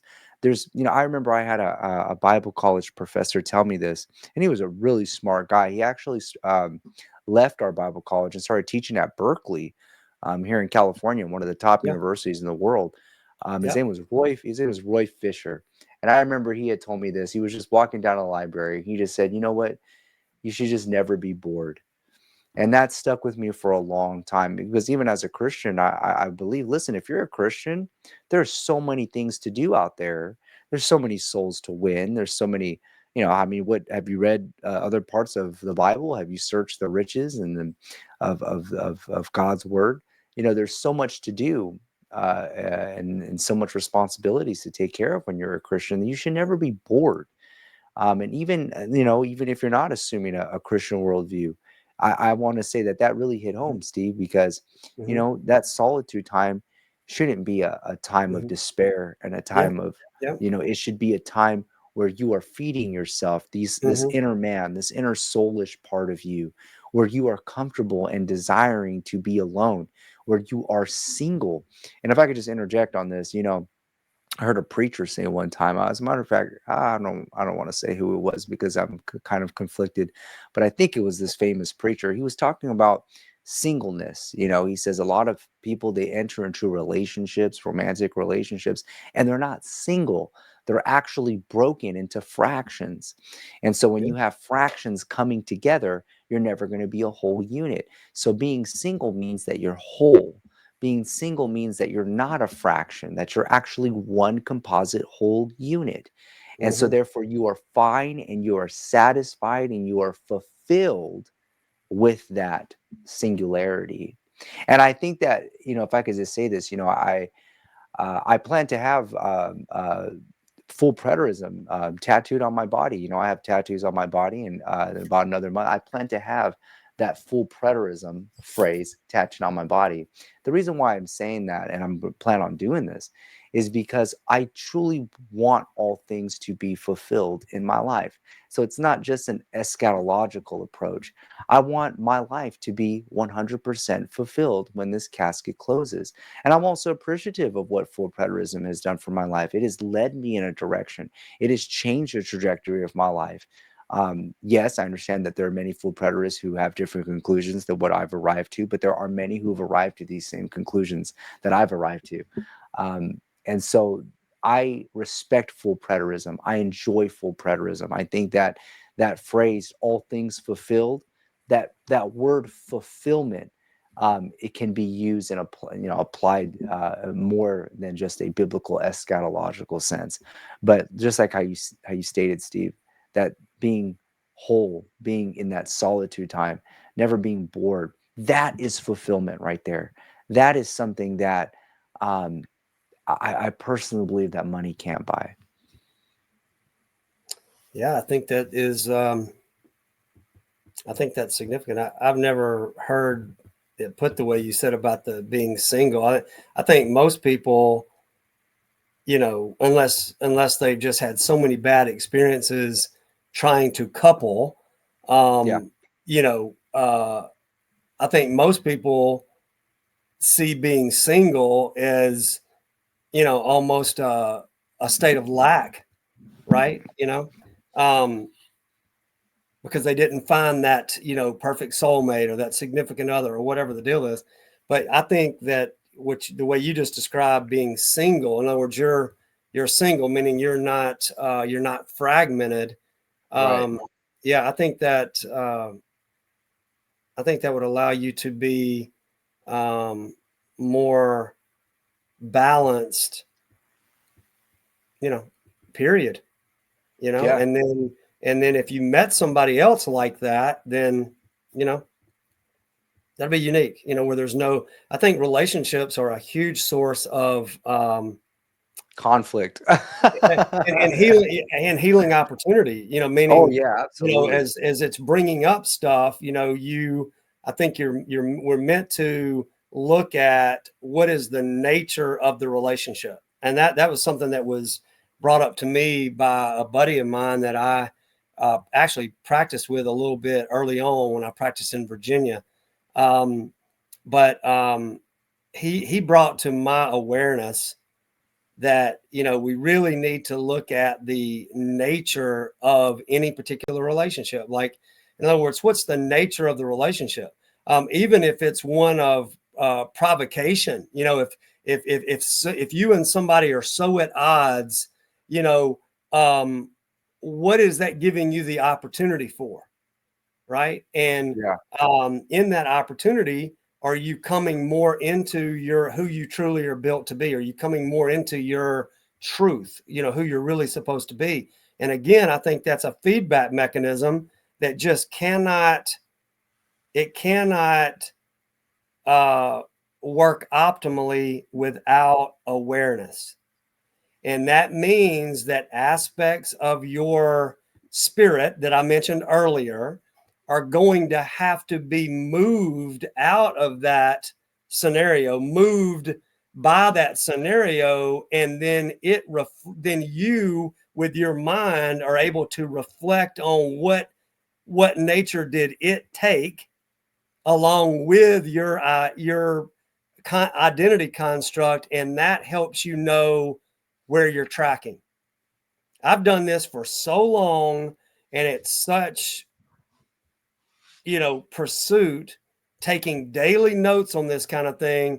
I mean, I think it's put me in a pretty strong position to at least help others see where that may be happening to them. And nobody can do it for you, but Yeah. but you end up developing a lot of examples where certain scenarios brought out certain things, and man, it's massive, and you have to be willing to acknowledge, like, what part of me did that bring up? Because when you address that part, that is what allows you to move into wholeness. Mm.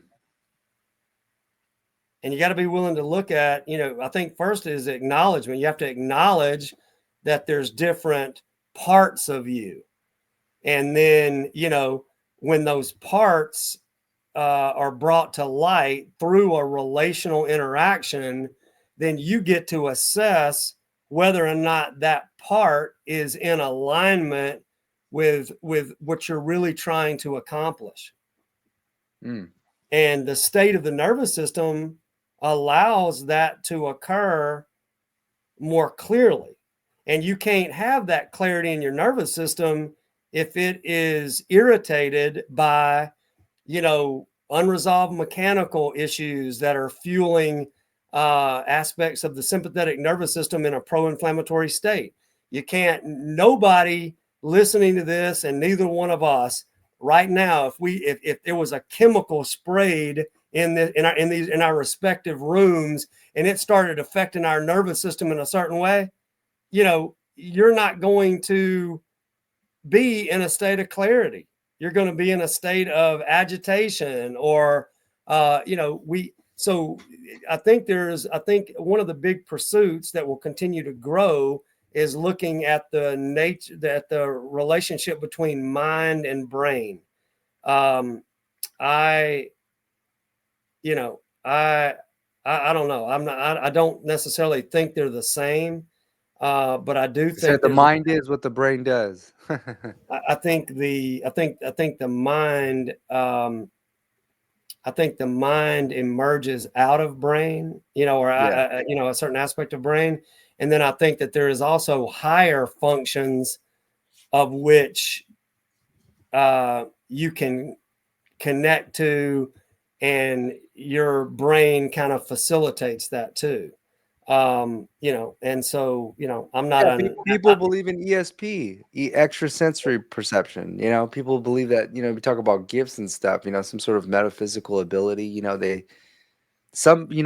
philosophers and scientists actually believe it, that there's, a possibility of ESP, like the mind can go beyond the physics of the brain, um, somehow pick up information, um, have supernatural gifts. Maybe, they say that like psychics and other people, that some of that can be in fact real, that there could be some sort of supernatural thing. But it's just because we don't know it scientifically now doesn't mean that we can't detect this or discover the emergence and the causations of these phenomena in a scientific sense. I mean, 1,000 years from now, I mean, where would science lead us? 1,000 years ago, we were living in a magical world, right? A thousand Mhm. years ago, we're pretty much living in a magical world. Yeah.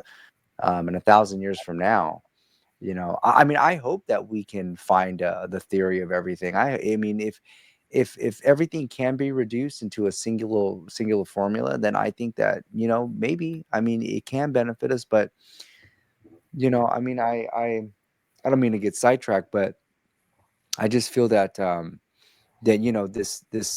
this transcendent world, or this transcendent part of our mind and brain, I think is very, very important.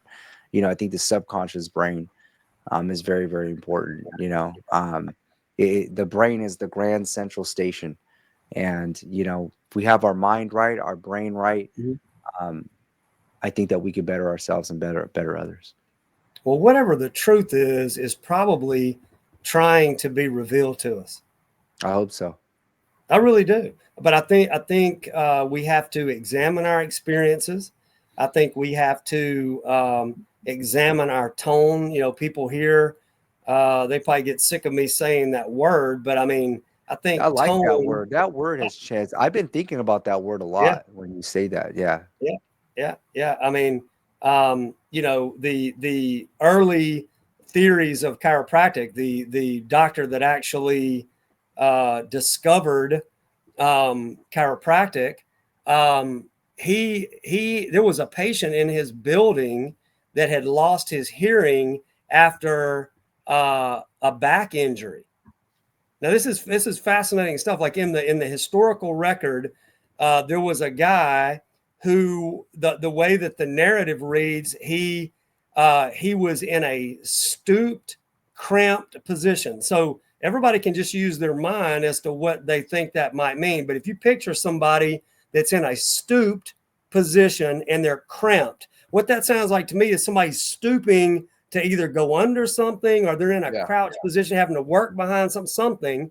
And it Yeah. says that they were exerting themselves, meaning probably trying to move something, right? And the patient felt something give way in their back. That's how they described it. And they immediately lost their hearing and was deaf for 17 years. Dr. Palmer examined the guy, and after listening to his story, felt like there was some link between the back injury, or at least when I say injury, what happened to those, the way that the nature of the injury to the back. Now, he didn't fall, nobody hit him with a baseball bat. I mean, this is something that, his body went into a type of compensation or failure type mechanism, and it had an effect on the nervous system so much that, in my opinion, the way that hearing is integrated, there's an area of the midbrain that actually integrates sound before it reaches higher levels of cortical function. And what I believe is his sympathetic nervous system was so hyper agitated that it activated that area and essentially shut it down from its normal functioning. And so now you've got sound waves coming in from the environment. It's landing on the guy's tympanic membranes and the little ear bones, the little ear ossicles that vibrate, and then the eighth cranial nerve that transmits those signals into the brainstem and higher. So those things were all working, but that integrative area was put on pause or shut down. And so Dr. Palmer tells the guy, like, hey, I think if we put that bone back in place, which, that gets into some more complexities there, I think we can get your hearing back. And so he did a technique in which he used the vertebra with looking at its shape in the form of levers. And when he did that, the guy got his hearing back. And after 2 of those procedures, he could hear perfectly fine. Now, what's interesting is that Dr. Palmer didn't really do anything to the nerves. He did something to the way that the nervous system processed information. Now, that should speak volumes to people, because I can tell you right now, there's all kind of functions of brain that allow for all kind of different other functions of the body that are not happening because somebody's holding something somewhere. So that guy was in a stooped, cramped position, and he felt something give way in his back. Well, that's a form of the sympathetic nervous system going into a protective response. But that protective response had subsequent effects on the entire processing of the nervous system. Now, you don't think people that are living in these states where there is constant states of protection and guarding, that conflict is fueling these states too? You don't think it's affecting brain function? Of course it is.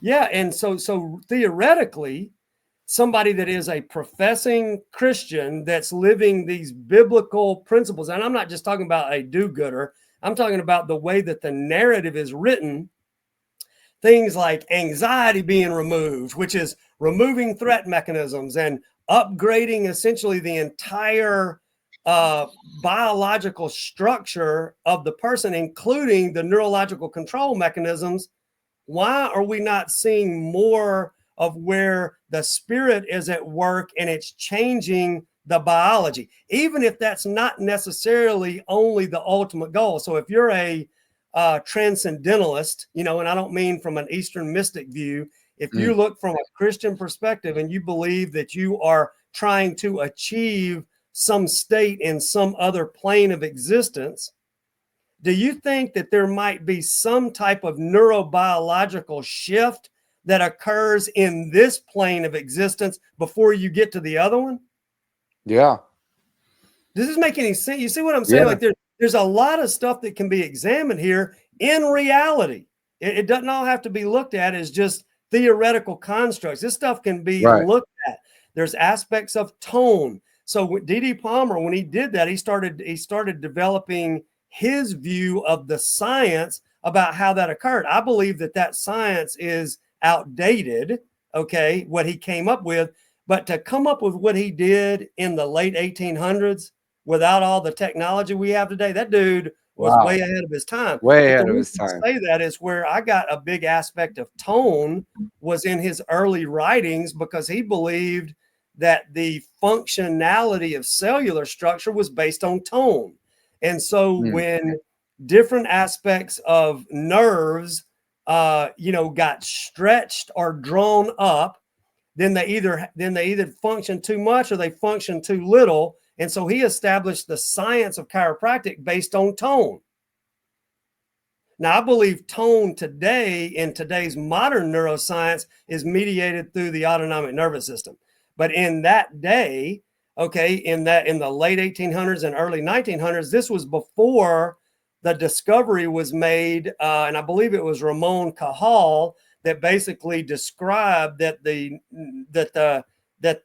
cytoarchitecture of neural structure was contiguous, not continuous. In D.D. Palmer's day, in Dr. Palmer's day, the common thought of the day that you just had, the brain and all these nerves that draped off of it, and they just went everywhere in the body.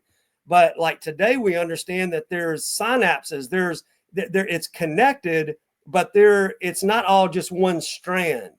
And so this requires coordination of function and chemistry and neural organization in a way that actually brings about more states of wholeness.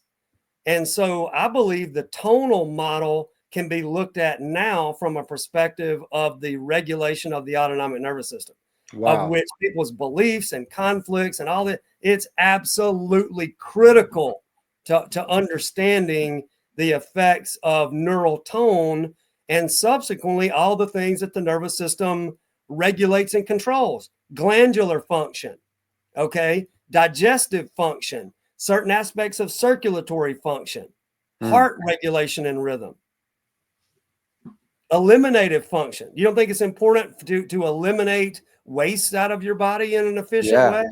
Yeah, I mean, so all of this stuff is coordinated and influenced by states of neural ease and coordination and regulatory function. So this is massive. So my point about this is that there is evidence in this. I mean, the evidence is staring us in the face. You don't have to put something necessarily in a double-blind, placebo-controlled study to see evidence. If you know clinical, art, and you know how to look at somebody, you know how to sense tone in their body, you know how to sense tone in their voice, for example, how their body is being facilitated by the nervous system to hold certain structure in guarded states. Man, this stuff is massive. Yeah. The evidence is staring us in the face. There is no real getting away from evidence. Yeah. So I don't know if that kind of ties in some stuff for you because I know you're passionate about understanding, the biblical narrative and neuroscience and all these kind of things. But like from a full preterist viewpoint, to tie it back into the stuff that you've, talked about, from a full preterist standpoint, if you're connected to something that's already occurred, and what's already occurred is this glorious change and state of being somewhere else, and somehow as a full preterist, you're connected to that, then something's got to be changing, even if it's your consciousness, and you get to a point and you leave your body behind by a shift to get there, right? Whatever it is, there's got to be something changing. You cannot just give word service to it and not have any experiential or practical. Yes. evidence stuff. Do you Right. know what I'm saying? Yes. And pragmatism, that's a criteria in epistemology. It's pragmatism, which is something that's practical. There are pragmatists that believe that knowledge, justified true belief, is something that is pragmatic. And I'm just simply asking, what is the practical sense? What is the experiential sense? What is their conscious reality? When they process this information and they have this enlightenment, they have this eureka moment, this phenomena. Um, that's such a foundational, fundamental question. Um, that I believe that the covenant full preterist camp, they got sideswiped off of this. But this is, like you had stated, evidence. Like, this is evidence that even Christian neuroscientists, Christian philosophers, Christian scientists would 100% back up what you stated, Dr. Cox. It's I believe it's very important, and I do believe that the preterist movement is a powerful movement. I do believe that there are some leading voices in the full preterist camp, some young new voices that I believe will carry on the mantle. I believe that full preterism will be around. I know that partial preterism is more prominent, but I think that we're doing a good service for the preterist community, especially those that are interested in these topics, because I think, Dr. Cox, that you provide a wonderful hope. I believe that you provide a wonderful solution on when somebody gets to that phase and they say, okay, where do I go from here? What happens next? And I think that this is where your clinical background and your work comes into play. Where Pick you a can, principle. yeah. So pick a principle. Like, so if I just got to be clear that I'm understanding where you're coming from. Like, when you're saying that, you're talking about people that are kind of trying to they're transitioning out of some older viewpoint or what they thought growing up or in that, and they're transitioning to something new. To me, and please do not, I'm not saying this in an arrogant way. I hope nobody takes it this way, but I'm telling you right now, from what I've worked on and with what I do clinically, it's an absolute piece of cake. Wow. A piece of cake in process, right? Not a piece of cake to know how to guide somebody in it. It's a piece of cake at this point for me. The process itself is not. So Let me clarify that. So if somebody came to me, I would say, well, let's pick a principle. Just point to me a New Testament principle or a construct or a concept that you want to experience more of, and I'll give you the things that I think would need to occur for you to have that. I've got that kind of mind that I can take what somebody is saying and say, okay, let me paint you a picture, and here's what I think you would have to do to get that. Are you that committed to doing that? If it's hardcore, if it's something, and let me give you an example of this. So, we quoted a bunch of stuff from Romans 8 earlier, and I think Romans 7 is an awesome chapter in the New Testament to look at the nature of conflict. And I think everybody's in conflict because I think I think it's part of our ancestral problem set to deal with conflict. Okay, because we're all born into a problem set. But in doing that, I think we can, you can look at some things historically, and then you can say, well, how can I apply, even if that was not for me, even if that was to a group of people that I was not a part of, how can I glean value out of that and actually have a practical manifestation of it? All right. And I can do all day, every day. I'm super passionate about it. I love it. I think that's what I'm built for. I will tell you that. So let's take another, in other words, instead of Romans 7 and 8, let's look at Romans 12. So be not conformed to the image of this world, but rather be transformed by the renewing of your mind. And then with that, prove what is the complete, holy, and acceptable will of God. In other words, prove it out. Yeah. Who's doing that?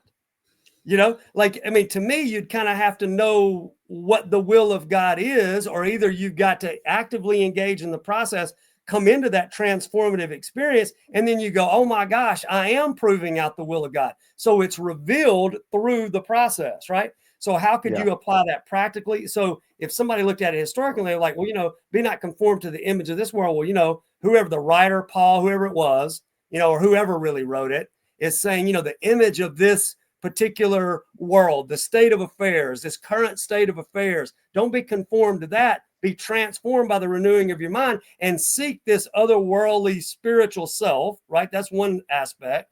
I'm sure the covenant worldview people would say no, that when it's talking about world, it's talking about that particular covenant culture. So don't be conformed to the image of that, what that's trying to produce. Come into something higher than that and come into that. I would say, great, whichever one of those you want to take. Let's say if you take the latter, and I say, well, we obviously are not in that.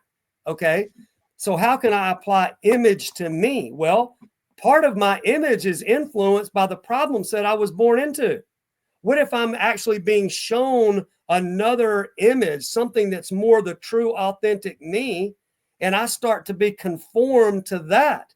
And the process I'm going through is conforming. Well, now my image changes. And I believe that ultimately, as you change that image, you see yourself differently. You process information differently. You have different thinking. And I think ultimately that change in mind can ultimately have a change in bodily expression. Nice. And overall you health. can take it to whatever level you want to.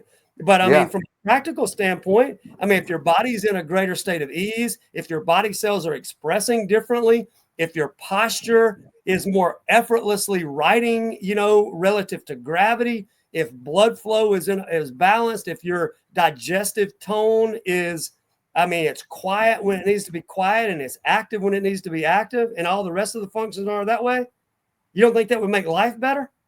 They absolutely will. Well, that's the application biologically in the today of what you could do with Romans 12. Yeah. And you can do it with any of it. Yeah. Does that make any, I mean, I say absolutely. that I mean, like I stated before, habitual stuff. Like, does that make any sense? I mean, it does to me. You know, it makes sense to me. So anybody else that would make sense to, then I would encourage you to pursue it. But the physiological things that I'm talking about are, I mean, they're sound. I mean, I could defend those all day long, and I don't like that word defense, but I mean, look, man, it's just core, it's hardcore anatomy and physiology. When you get into the other parts of mind, that's when most people start getting, because there's so many different theories of mind and all this kind of stuff, but everybody knows, everybody has had an experience where they have experienced certain states of their own mind. Yeah. Even if nobody else can define it perfectly, everybody walking, within a certain degree of consciousness can describe and say, hey, my mind was agitated. My mind was not at ease. My mind was confused. Yeah. I was confused. And I think there's a difference between saying I was confused and my mind was confused. So these are things that I think people really need to start looking at, and they need to start examining, because it's in that examination that you actually start to make change. Yeah. Hiding from the process is never going to get anybody anywhere. Wow. Well, I mean, I think we've covered a lot of Yeah. points. I mean, I think that we've touched on things that I truly believe is life changing. I think that if anybody takes the time to listen, to apply these concepts, these principles, I mean, I think that success is inevitable. It's the only option, you know. Um, I think that this is so very important for the future of humanity. I think that everything that we're touching, even in a biblical sense, in a scientific sense, I think that it could only benefit you if you apply these principles. We're on a journey, and Yeah. we're constantly transforming. At least we should be. Mhm. Um, I think in the Bible it states precept upon precept, right? Like, here a little, Line there a upon little, line, precept upon line precept. upon line, precept upon precept, Yeah. and like I stated before, these virtues and these principles that we find in the Bible, we still, we could still apply a whole lot of them to us today. And I think that these virtues and these principles are a product of human anthropology, in my humble opinion.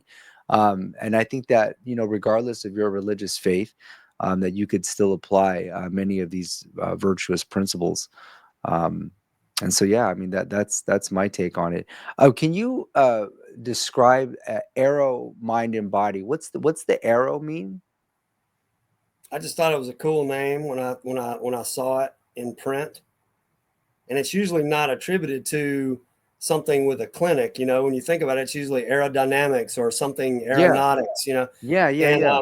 and I've always kind of seen myself and what I do as being able to act as a catalyst to actually help somebody actually I mean, I hate to use the word take off, but but essentially, um, how about if I say this? I believe that I have the ability to facilitate for people when they're ready, the ability to more effortlessly take flight. Okay. I believe that is true. I I mean, like I, it. I do it every day. My journey clinically has allowed me to see where people are most blocked. And that at times has been very frustrating, especially if I didn't know enough to figure out the problem. I'm gaining ground in all the areas that I've sought. But that's how it's not an acronym, and you know, um, I just like the way it looks when you write I it like out, it. I like it. in all I honesty. was curious. And Yeah, I I was think I curious. got there because, I was trying to think of when I years back when I was going to change the name of my clinic, and, I was looking for like cool, I've got some Native American heritage in my background. And, I always thought, man, it'd be cool if there was a name in some Native American language that meant, something that contextualized what I really thought I was about and what we did out of the clinic. And I just never could find, it. I even looked in non-native, traditional Native American names. I looked in other people's languages, whatever it was. I just thought, God, if it was a cool name, something that would have meaning behind it, so that if somebody ever asked me, like, why did you name your clinic this? I could say, well, because of this. Yeah. And I don't have that. So, I guess, I'm always open to change, but I I just like the way it reads, I like and it. so it's short. It's something that it looks pretty cool on a t-shirt. It looks good on a logo, I you know. like it. I like how you describe it, like taking flight, Yeah, like, yeah, yeah. I like that. And I believe I have the ability to do that. And I I do that by acting as essentially a catalyst.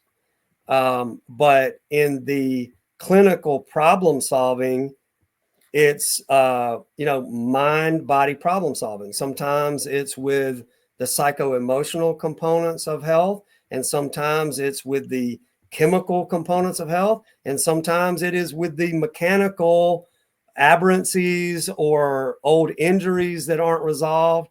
And that triad is where I work from. And in all honesty, it's just a pretty solid model. Nice.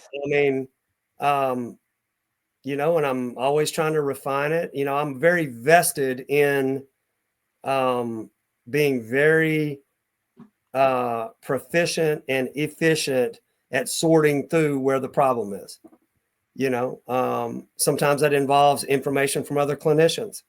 But I feel like the integrative nature of my clinic is going to be able to put the pieces together, even if certain pieces have to come from another clinician. And I feel very confident in that. Very nice. Within the larger context of all these things we're talking about, the stuff that we do would 100% help somebody on whatever path they're seeking. Yeah.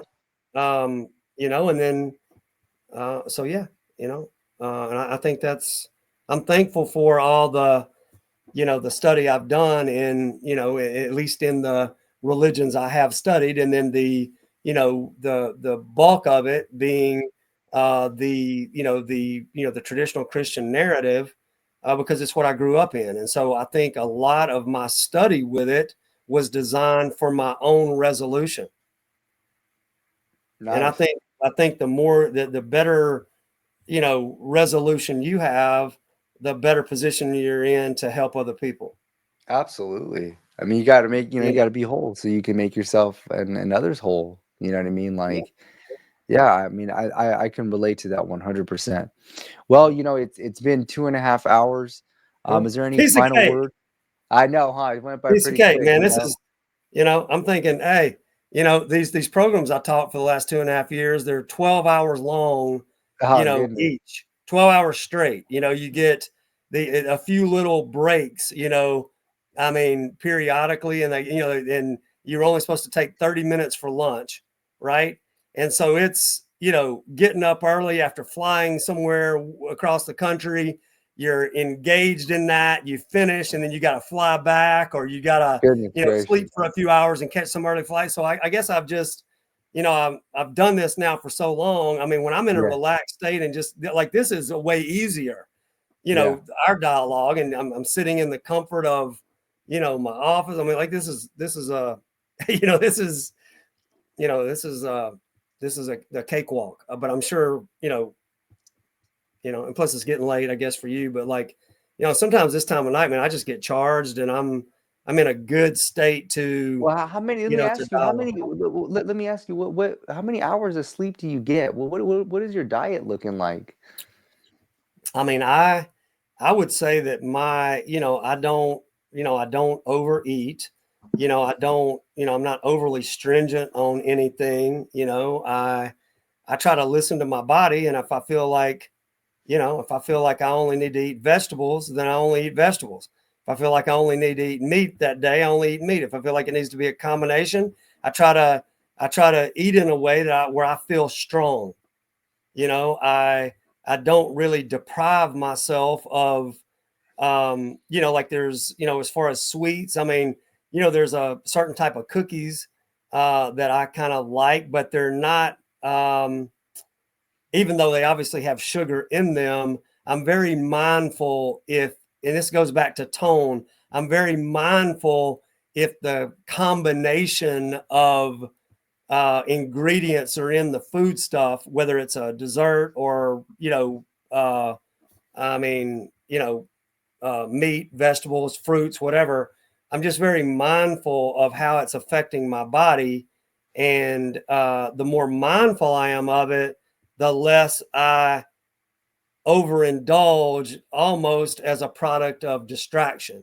Mm. Like I try to be more and more mindful of that. So I'm not I don't, so I know that's a little vague, but I very much align more with the concept of innate eating as opposed to, I don't worship food, Gotcha. even from a healthcare perspective. I just don't.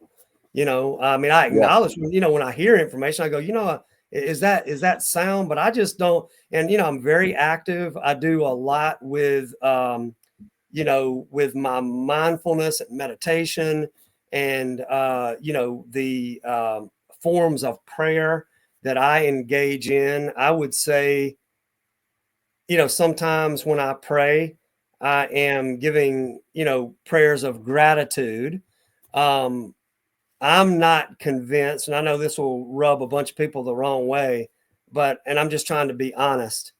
When I do that, a lot of times when I do that prayer of gratitude, it's when I'm in some type of, group setting where you're expected to, kind of, say something more in alignment with, you're trying to honor the people you're with, even if it's another person. If I'm going to be just as honest as I can be, I don't think when I do that, I don't think anybody gives a rip. Hmm. And I'm just being as honest as I can be. Whatever I'm appealing to in those things, I don't think they give one, I don't think they care at all. I think some of that is part of primitive thinking. You know, I think whatever is up there that may have some type of benevolent, imperative to help us wake up.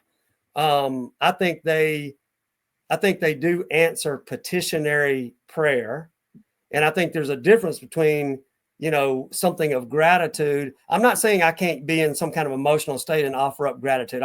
But I think that whatever's hearing that knows that we're doing that because of some state of brokenness we're in, not some state of a higher evolved mind.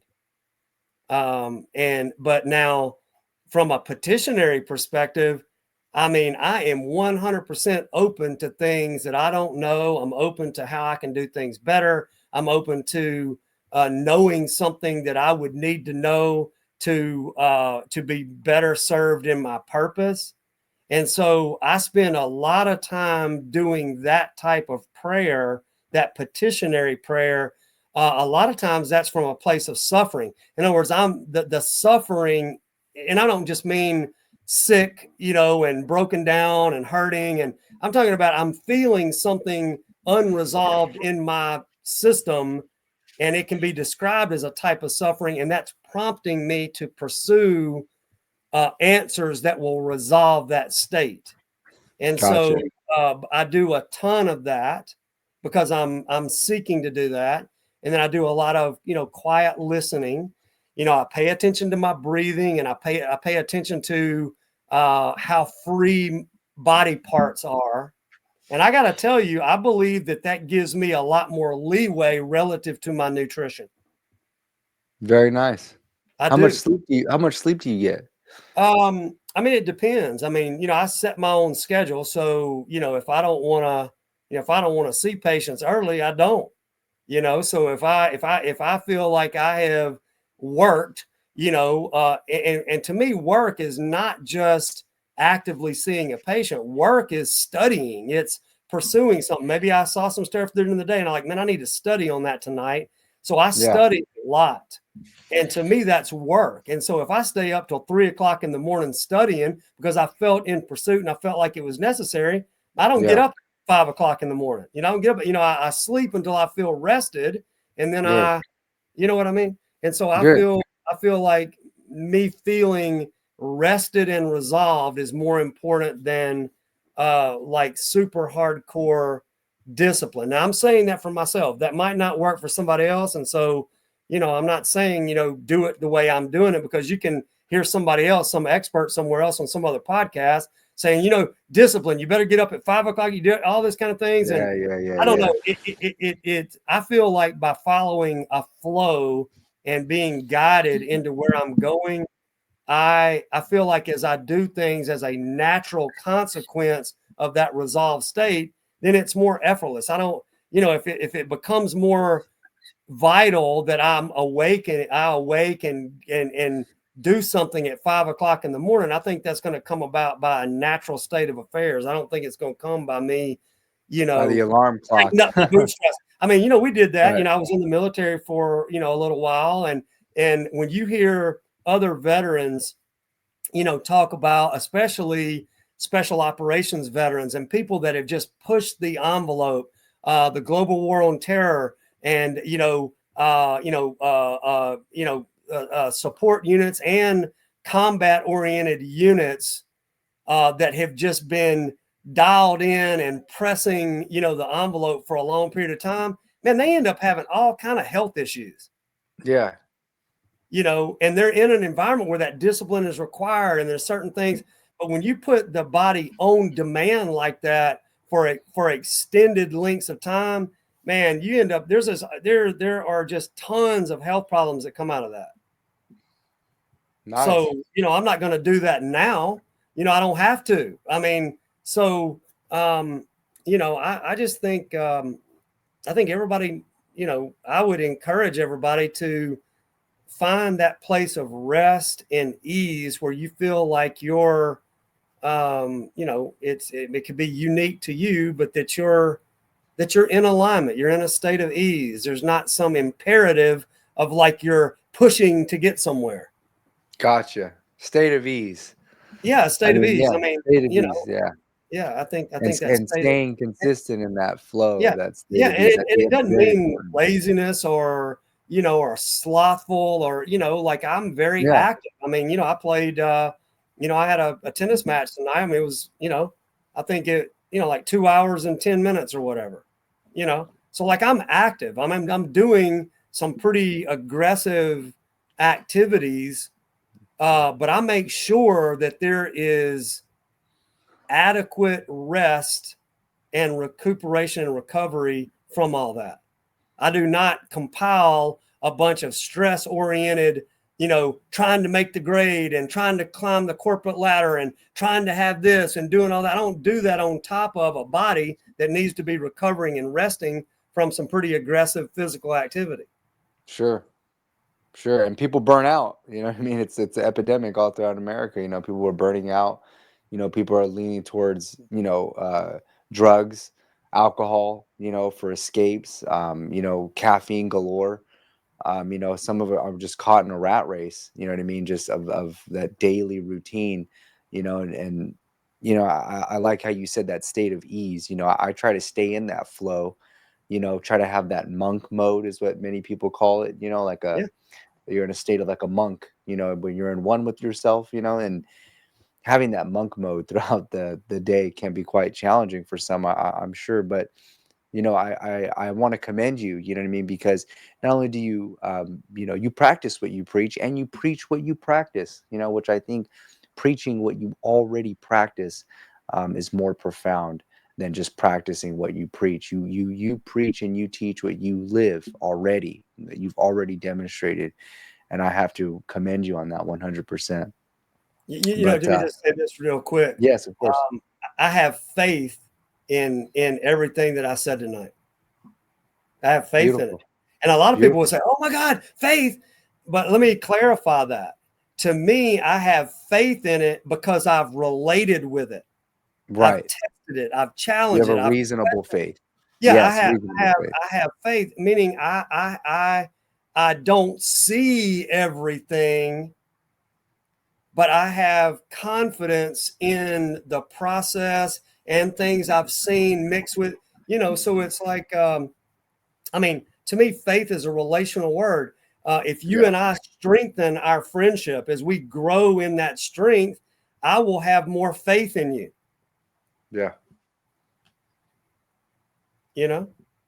Do you know what I'm saying? If you have any faith in me at this point, it's because of something you've seen. It's some trend. It's some patterns or whatever. It's a reasonable faith. It's a reasonable faith. But this idea of just having faith in something that a whole lot of people are confused about, and everybody else is, one person saying this and one person.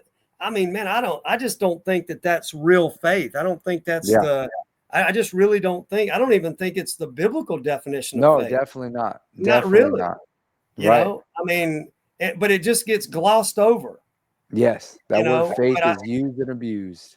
yeah, but I think, I think, yeah, I think there's an aspect of faith that's due to your time in the process, in the things you've overcome, acknowledging your conflicts, looking at places to where you've been challenged, Yeah. acknowledging if you have any vulnerabilities. And when I say vulnerabilities, I mean that can be a loaded thing. I mean, but where I speak about vulnerability probably the most is in these younger states of self that are still um, processing things within us, and that aspect of ourself is vulnerable. Okay. And the more that we acknowledge those aspects of self, when you acknowledge those aspects of self, you're acknowledging those aspects of self from a different aspect of self, of consciousness. So that's a type of that to me, that gets at a practical way of what's attributed to Einstein saying you can't solve a problem from the same consciousness that created the problem. So if a part of your consciousness is stuck in a state that you can't see, but you're living from there, you've got to transcend that state and then see it. And then from there, work on resolution. Yeah. That's a wonderful quote from Einstein. Yeah, I think, and I don't, I didn't know him personally, so I don't know if Yeah. that's what he really meant. I don't even know if he really said it, but it is attributed to him. And, or at least, in the world that I've traveled, and you hear, other people talk about it. But to me, I think it's a good practical example of, how you solve a problem from a different state than than what created the problem. And I think what creates the problem is us operating from an aspect of self with very limited resources and very limited purview, and that's stuck in us, right? And Yeah. when you shift and you transcend that and you're able to look at that aspect of self that didn't have those resources, now your ability to observe it, or your ability to acknowledge it, or your ability to console it, right? Console it, might be, or to let it go. Like, these are all the process of renewing the mind. And in my experience with a lot of people is they use the term renewing the mind, renewing the mind, but they don't really even engage in the deep work of renewing the mind. Yeah. So if you're going to follow a model that the whole thing is based on renewing the mind for the purposes of transformation, you need to be engaging in some things that 100% renew the mind. Yes. Agree. Amen to that. Amen to that. So, and relative to the, I don't know, to me, that would be, and this is not provocative, but I think what I just said is accurate. Okay. So, if it is, then you could propose that to different, groups of people that are coming from various perspectives, and ask them, what process are you engaged in for renewing your mind? If you do not believe that a Holy Spirit exists, then how are you doing it? If you're not doing it, why are you not doing it? Yeah. If you believe that a Holy Spirit exists, what are your experiences in which you're being prompted by the Holy Spirit to make change? Yeah. Are you only doing it based off of your guilty feelings and all these things that you're pressuring yourself to live up to this perfection standard within these particular fundamental views? And And what that's doing is it's causing you to do, look at my tone. Listen to the tone of my voice right now as I'm talking about it. It's getting you to do. Meanwhile, you got a cesspool of raw, freaking stuff in there that you're ignoring because you're trying so hard to achieve this standard. Yeah. It's crazy. And that creates major splits of beingness. And I'm telling you, I've never seen a case of that in which the person's body wasn't suffering. I'm going to say that one more time. I've never, ever, ever, ever seen a case in which somebody is that in that pressurized thing to achieve that thing religiously, while having all that other stuff buried in there unresolved. I've never seen that process not have something that shows up, or where the body is at the mercy of that process in a negative way. Ever. Wow. Amazing. Ever. And I can point it out. Like, if anybody were willing to say, well, like, hey, I do that. You know, if anybody were willing to openly say, yep, I've done that, I could find some process in their body that is connected to it. Wow. And then it would be up to them as to whether they, you know, because if you, most of the time, if there is a problem and you don't at some level acknowledge what the problem is actually doing, I mean, you'll continue doing something where you'll continue some type of ignoring it. And if you're ignoring it, all the while thinking you're doing a good thing, there will be some system that will get dysregulated out of it. Wow. But if it happens as a natural process of shifts and changes, and these shifts, then it's not a struggle. It's really not a battle inside. Wow. Well, I mean, we've touched on so many points. Yeah. I mean, I feel like we can go on forever and ever. We push 3 hours, but you know what? On our next podcast, you know, we'll try to find a third party to come in. You know, we'll put our heads together to see if we can get somebody to come in. You know, maybe we can get in an atheist, or, you know, a staunch reductionist, you know, and kind of challenge, you know, some thoughts and ideas. You know what I mean? You know, we definitely can collaborate. But I mean, we've touched on things that, you know, are on a high level. You know what I mean? It takes years to get to this place, years of journey and study and practice, and, you know, and it's beneficial for anybody, regardless of what, you know, academic level you're on, any theological insight level one may be.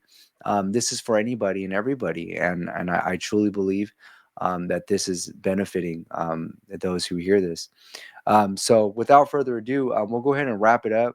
Cool. It's a little late for me. I got to be up and start teaching in about 6 hours. Super but I got to get your stamina. You know, I got to get on your level, Steve. You know, we got. You know, I definitely enjoyed this conversation, and I'm looking forward to training for a marathon. Yeah, is that what it is? Wow, my goodness, you know. Yeah. But I've definitely enjoyed this conversation. I'm looking forward to many more to come in the future, and, you know, we'll look to mix it up and bring some you know, other faces, other voices, you know, to see if we can, you know, have further collaboration. Hopefully we can resolve some of their conflict. Hopefully we can help resolve some you know, bring about some resolutions and some clarity, you know. And I love yeah, that. I definitely enjoyed this discussion. Cool. Me too. Thank you. It was, you know, great. I love it. I feel like it's been a great way for me to wind down the evening, you know? So, Oh yes. Oh yes. yeah. And it's 2:00 here. Just for anybody that's wondering, you know, like right now it's almost 2 a.m. here. And, like, I feel awesome. Great. You know, if my I feel eyes great. don't I look feel at, great too. let me just throw this out there. Like, I'm staring at a light. I tried to do lighting different this time because I don't know much about the whole, you know, how, you know, like this is, you know, I just do my, you know, I've got a really nice laptop, but that's it. You know, it's just, this is primitive to me. It's the same laptop that I teach on, or that I taught it with. And so, you know, I don't think the camera quality is all that great, but tonight I tried it where I've got a lamp to my right. And I occasionally I've looked at my eyes. I was like, good God, man, it looks like my eye, at least to me, you know, it was like, I look tired and I'm like, man, I feel great. I wonder why that looks that way. It's my eyes are dealing with that bright light that's staring, but I think it made it better for somebody to be able to see anyway. Gotcha. So yeah. I don't see any tiredness in you. You look I like you're suffered for full the of cause. No, vitality. I'm just kidding. But Oh, okay. I feel great.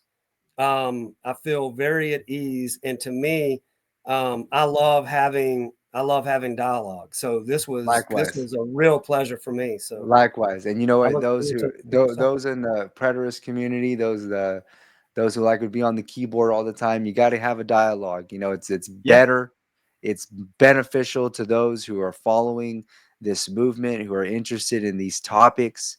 You know, it's better. So, you know, anybody that's listening, please, by all means, if you like to participate, if you like to just volunteer to, you know, come in as a guest, you know, it's more than welcome. You know what I mean? The more the merrier, in my opinion.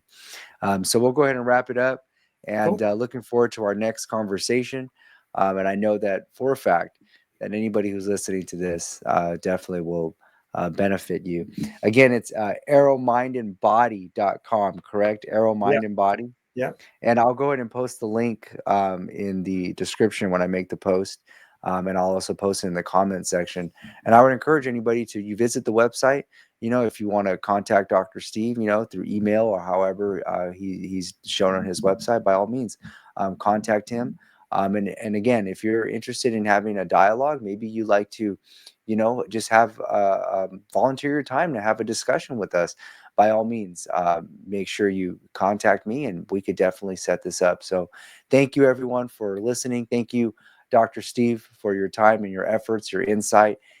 You're an inspiration, and I highly admire your work and your theological insight as well. So thank you very much for tuning in, everyone. Thank you, Dr. Cox, for coming on, and looking forward to our next episode. Thank you so very Me too. much. Thank you. Awesome. All righty. Okay. Bye-bye.